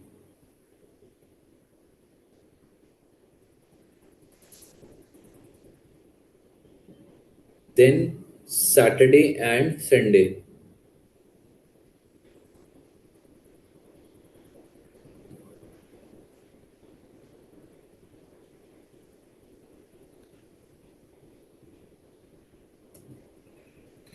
So in this Saturday and Sunday, we have to remember two things, right? One is Sunday is a holiday, hence I have put Saturday and Sunday put together because there will not be any reinvestment of Saturday day ends amount to Sunday, right? It will automatically be calculated for 2 days. Okay, so the interest for 2 days. So this is what we are trying to say here.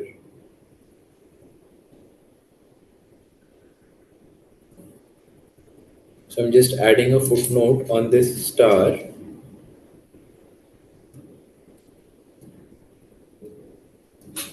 Interest for 2 days. Okay. Now let's come to the opening amount of 10 lakh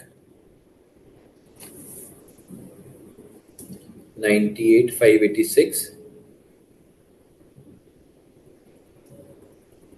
The interest amount is 8.98%. 49,254 becomes the amount of 2 days at 8.98 percentage.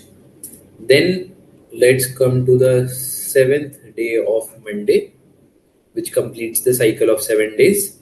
So this is 10, 01, 47, 840, which is 9.15 percentage. 25,106 is the Monday interest. So the total interest on floating basis is, if we total it out, 172,946. Total interest at the rate floating. Okay. Now, if you see, we are agreeing to receive MIBOR. We are agreeing to receive MIBOR for a fixed payment on the principal. Okay. B bank, basically B bank is agreeing to receive MIBOR for a fixed payment. If the B bank received 4170 on net settlement, right? Payment minus receipt, the receipt was higher. Correct? The receipt was higher. That means the payment would have been lower, because if I'm net basis I'm receiving, so that means my payment would have been lower. That means my fixed interest rate would have been lower. So if this is my floating interest rate, how can I arrive at the fixed interest rate? I will just less receive net interest. That was how much? 4170. Yeah, 4170 is the net amount that I have received. Hence, 168,776 becomes the expected interest at the rate of fixed.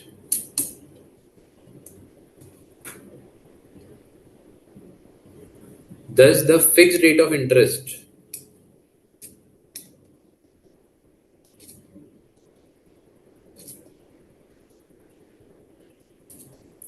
will be calculated as 10 crores is the amount. If we assume X percentage is the fixed amount, how many number of days? 7 by 365, right? What is the absolute equal amount? 168. 776. Hence x is equal to 168,776 multiplied by 365 into 100 divided by 10 crores. This is how we will do. And into 7 as well, right? If we just take it for 7 days. So hence it is 8.8 percentage, students. Very good, Shweta. Yes, you're right.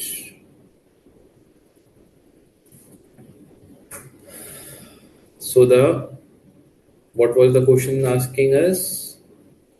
Fixed rate and interest under both legs. So the fixed rate is this much.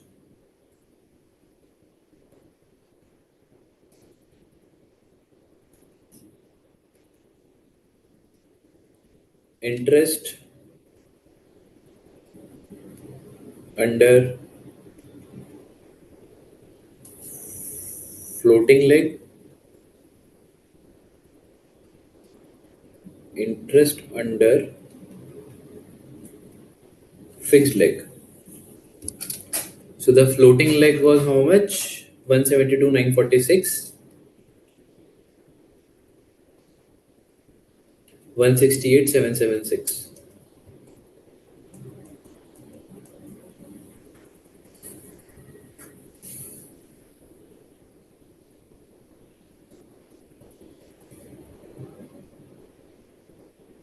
Clear, students?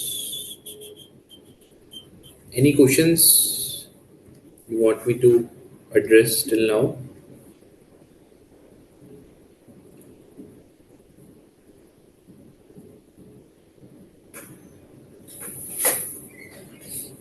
Okay, let's move to question number 3 then. This is the second last question, then we have the last question, and then I think we are done with the assignments on the revision also. Okay.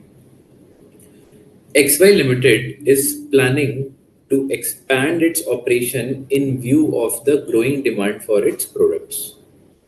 For this purpose, it is considering to borrow an amount of rupees 100 crores for a period of 3 months in the coming 6 months time from now. Now again, students, tell me, this is what FRA by what FRA? What is the FRA? What by what I should write?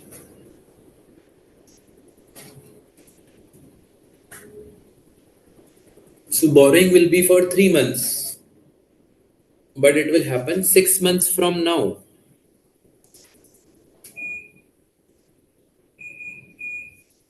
Yeah. So what should be the FRA? Yes, Shweta, you are right. It should be 6 by 9. So after 6 months, the borrowing will happen for 9 months, and hence it is 6 by 9. The current rate of interest is 8% per annum, but due to inflation, it may go up in 6 months' time. The company wants to hedge itself against the likely increase in the interest rates. 8% per annum is the interest rate, but it may go up. So hence they are in the borrowing stage. Hence they should take a long position or short position. Come on, students, answer this. They should take either a long or a short position. Which position they should take? They want to borrow, and but they want to get themselves hedged against the likely increase in the interest rates. So which position gives you a benefit if the interest rate increases? The long position, right? So we will be taking the long position here. And you can also see an indication that they want to borrow. Borrowing means long position, okay, in terms of the interest rate risk management. The company's bankers quoted FRA agreement at 8.2% per annum. So if 8% is the today's rate, they are quoting 8.2 percentage per annum. You are required to calculate due to FRA the actual interest rate if the banker pays to XY Limited an amount of 978,952, they have given us the net payoffs, and they're asking us to calculate the interest rate that would have been there in the market. So we will use the same formula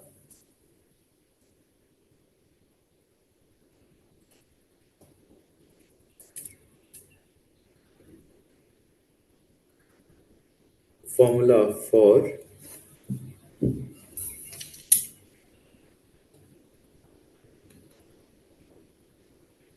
net settlement. What was it? N into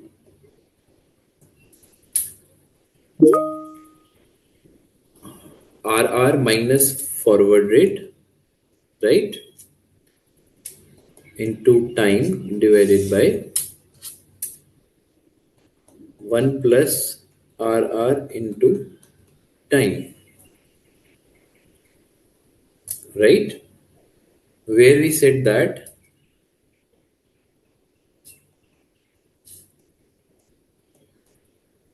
N was notional amount, RR is the actual rate.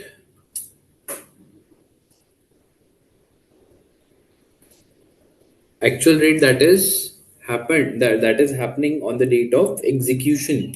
I mean, execution means on the date of actual borrowing and lending, right? Which is 6 months from now. So this is the rate after 6 months from now. FR is the forward rate agreed.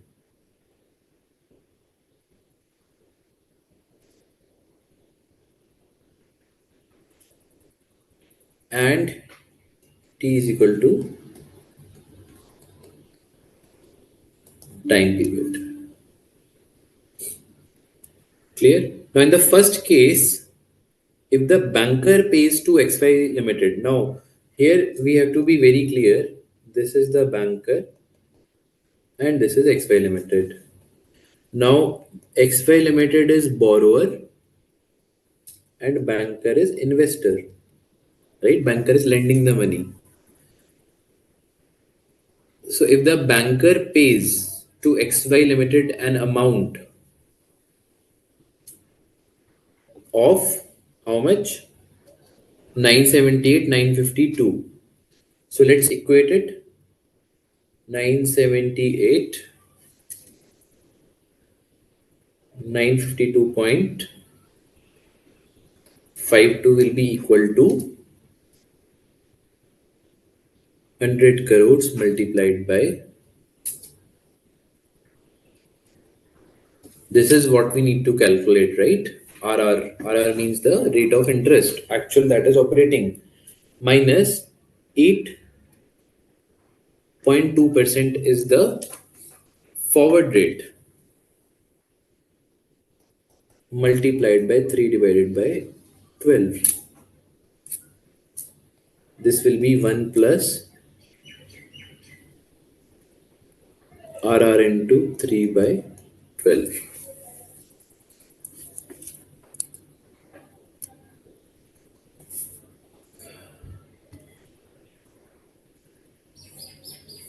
Clear, students, till now?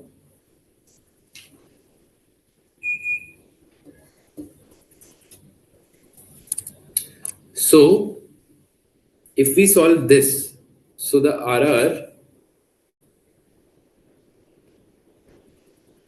comes as 8.6 percentage.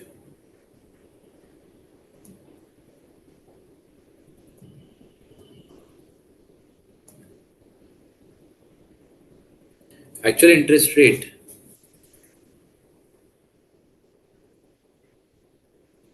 happens to be 8.6 percentage, and this is true as well, right? Why? Because the agreed rate was 8.2.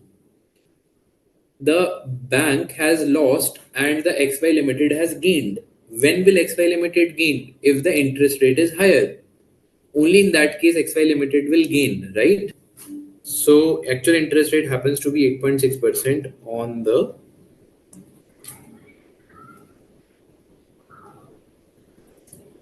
settlement date. Clear, students?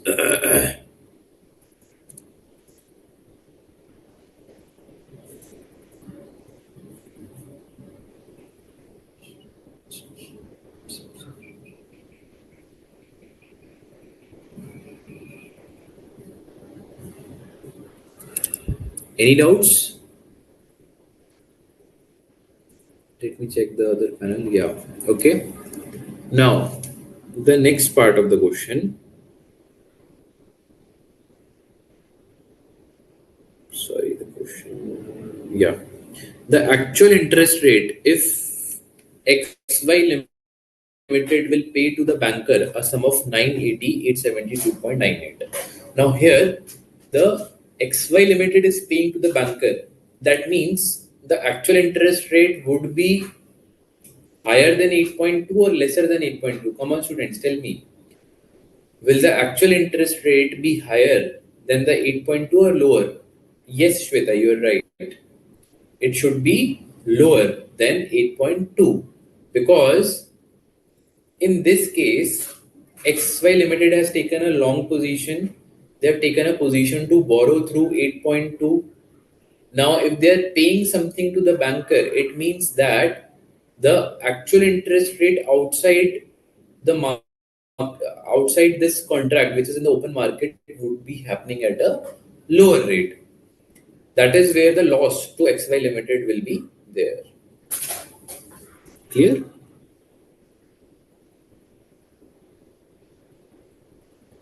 Yeah.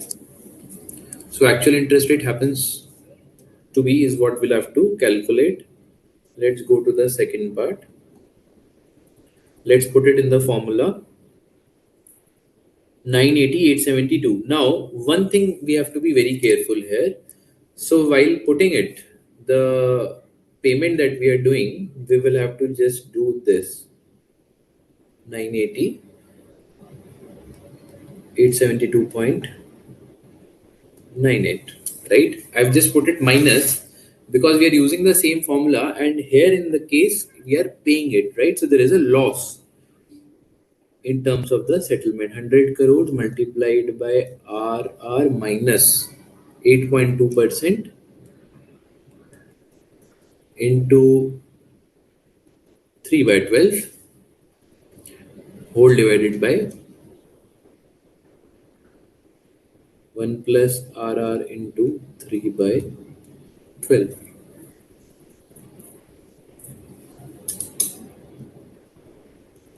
So the required rate of return here happens to be 7.8%. It was 8.6, 978 and 980. Okay, yeah. So there's the actual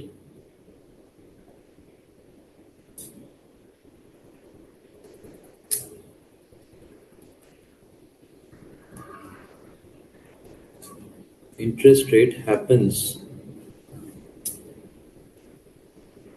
to be 7.80% on the settlement date. Clear, students? So in this case, there would have been a loss, and the loss has become because the interest rate would have gone down, and hence we have calculated it accordingly. Clear? So this brings us to the end of question number 3. Right? So I mean, if you see, this question would have been very easy in case we would have been asked to compute the loss or gain, right? Because in that case we would have just put in the formulas and arrived at the gain or loss. But now, because the question has given us the gain or loss, so it becomes a bit tricky that whether you will have to put what sign and what value, right? Where are we paying, where are we receiving? Those instances have to be checked.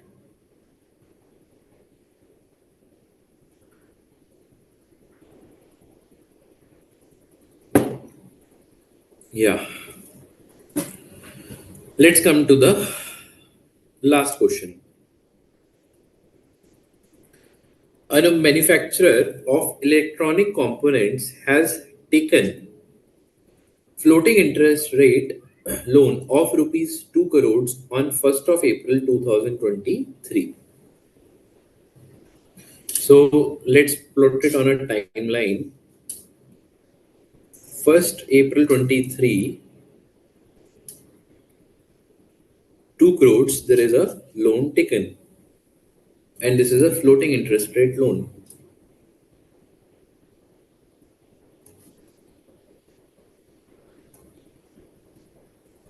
Okay, this is a floating interest rate loan of 2 crore. The rate of interest at the inception of loan is 9% per annum.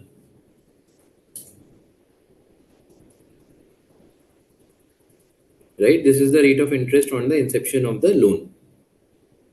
Interest is to be paid every year on 31st of March. So we have to pay interest every 31st of March. In the month of October 2023, which is after 6 months of this loan, the central bank of the country releases the following projections about the interest rates likely to prevail in future. Right? So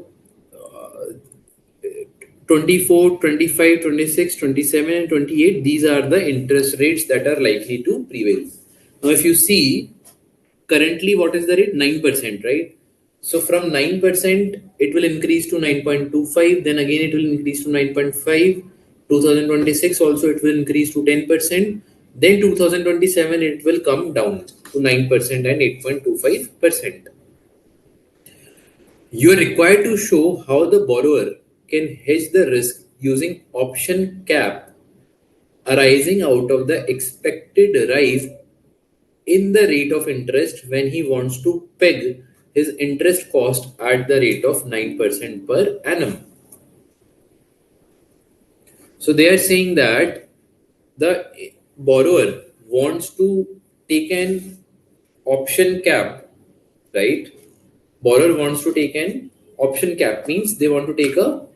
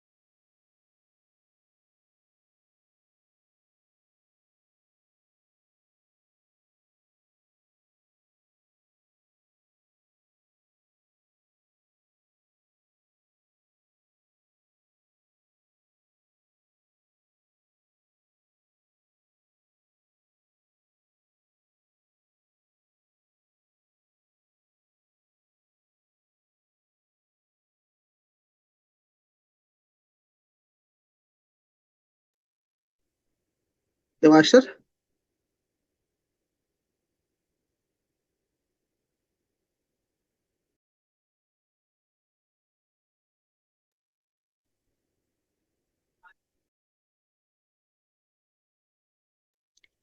Devasar, an issue? yes. Just a second. There is a power cut. I'm just Okay, joining back. okay. Okay, sir. Okay.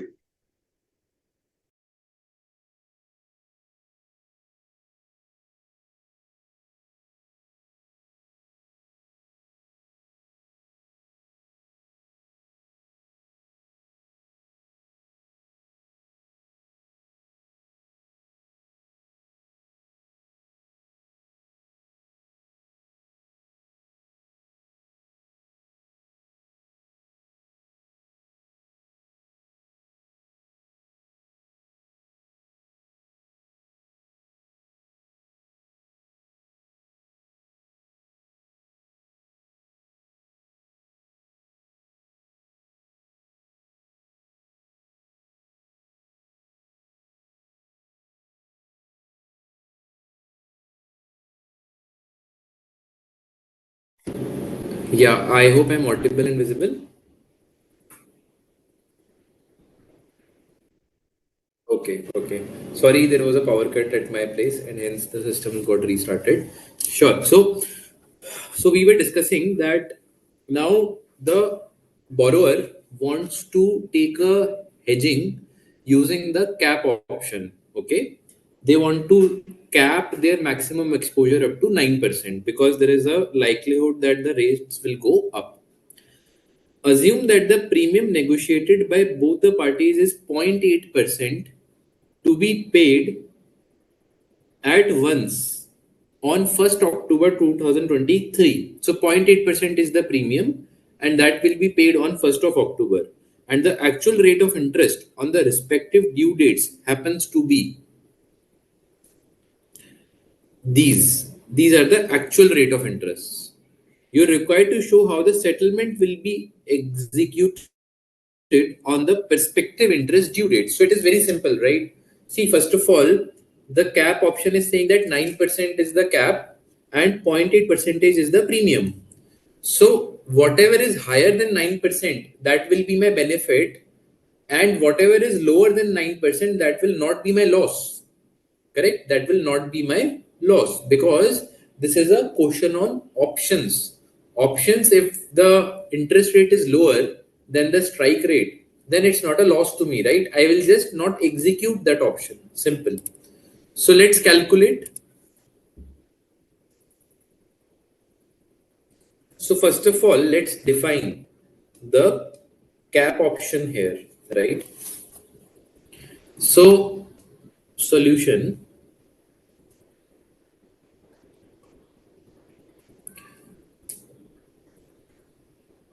cap option at the rate 9% is entered by borrower with the following terms. What is the notional amount? The notional principal was how much in the question? 20 crore, 2 crore, 2 crore.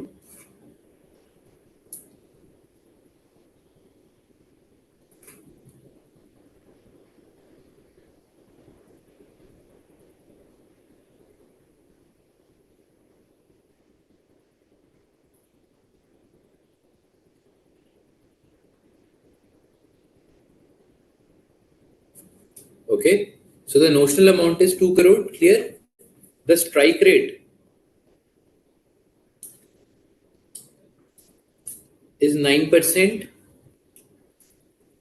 right? The duration, it's up to 31st March 28.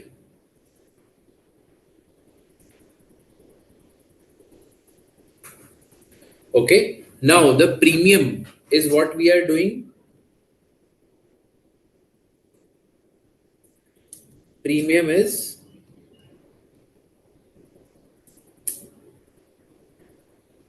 0.08 percentage. Okay. So this premium is what they are paying upfront. Correct. Now let's talk about how the settlement will happen on the different due dates. Right. The compensation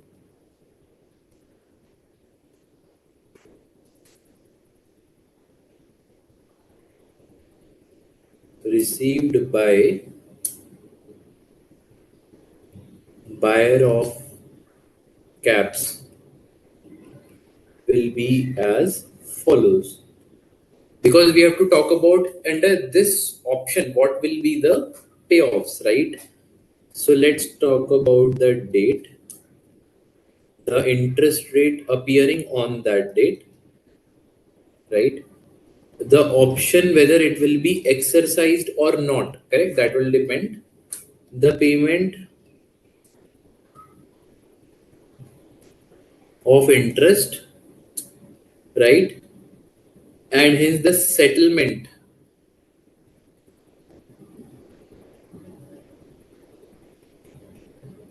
compensation amount, and then the net interest.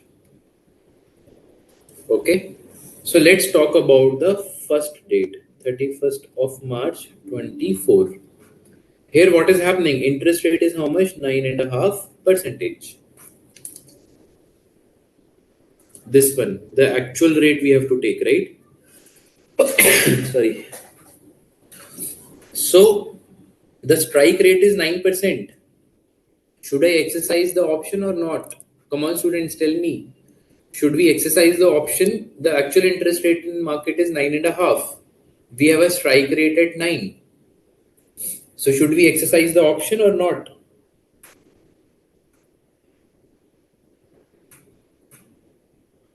Since this is a cap option, we should exercise the option, right? So yes, exercise the option. As per 9.5, how much interest you will pay on 2 crore? 2 crore into 9.5%, which is 19 lakh, right? But zero point 0.5, you will get a compensation on 2 crore, right? Because under the option, once you exercise it, the difference between 9.5 to 9% will be paid to the borrower, correct? So this will be 1 lakh. Hence it becomes 18 lakhs. Clear? So the net amount becomes 18 lakh. 19 lakh I will be paying the open market. 1 lakh I will be receiving from the cap option, and hence 18 lakh is what I will incur. Right? Then 31,325. What is the amount? What is the interest rate? 11%. At 11%, should I exercise or not? Yes, we should exercise because the actual rate is 11 and the strike price is 9. So at 11% on 2 crore, I will be end up paying 22 lakhs to the outside market, and the gain that I will be getting here is around 2% on 2 crores, right? Which is 4 lakhs. Again, my interest cost net comes out to 18 lakh, the same in the above case as well. Then on 26,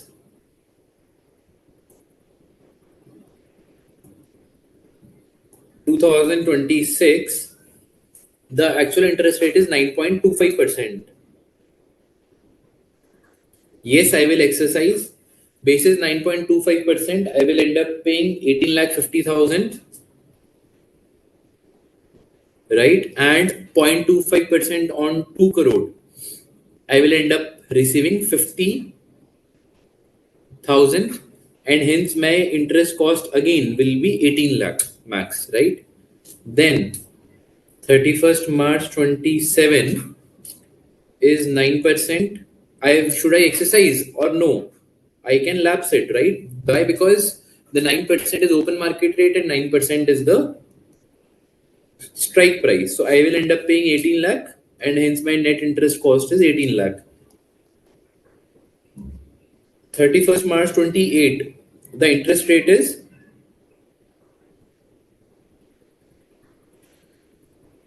8.5%. I will lapse it and I will end up paying 17 lakh rupees as interest in the open market. Options I will receive nothing. So 17 lakh I will end up having my interest cost, students.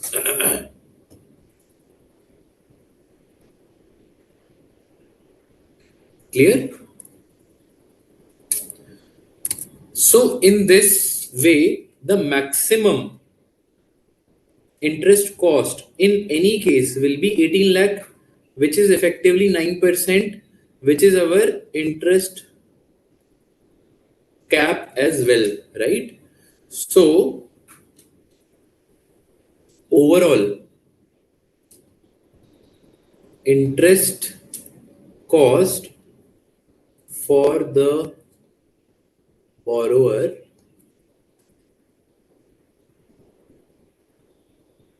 will not exceed 9%.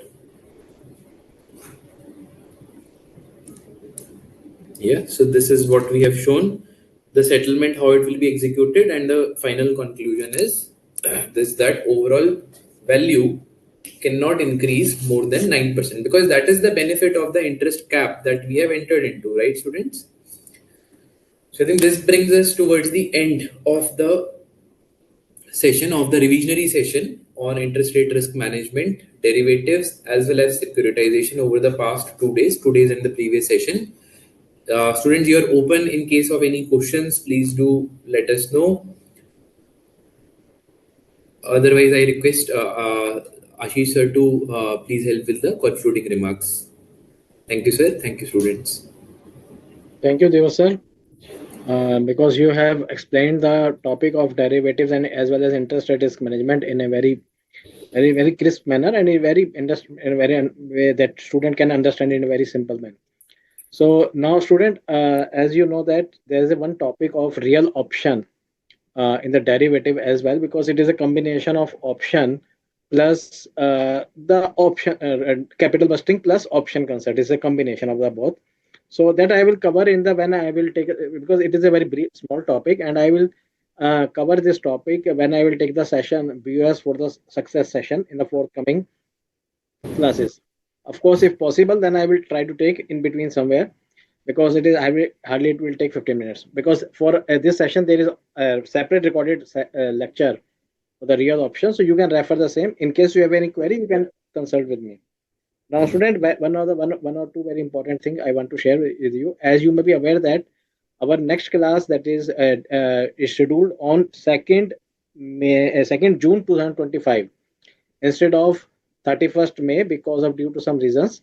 So please note this date. Okay, this is will be your next class will be on AFM. Will be instead of that, the class of the FR will be there. Okay, so please don't miss the class. Your financial reporting as well on this day. So our now class will be on 2nd June. Of course, then after it will be regular classes as per the schedule. And one more request to you, student, please fill up the feedback form, okay, for live virtual revisionary classes, so that your feedback can help us to improve further our quality of our classes. So as you know that you can send your queries at VS mobile app. Now I'm sharing my email ID with you, that is sfm-final @ICAI.in. Okay, and telephone number is 0120 3045 956. So you can contact me at this number, as well as you can send me the mail. Okay, student.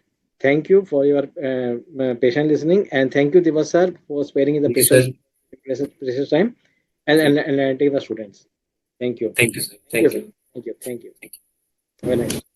Thank you. Have a nice day. Thank you, Divas sir. Thank you.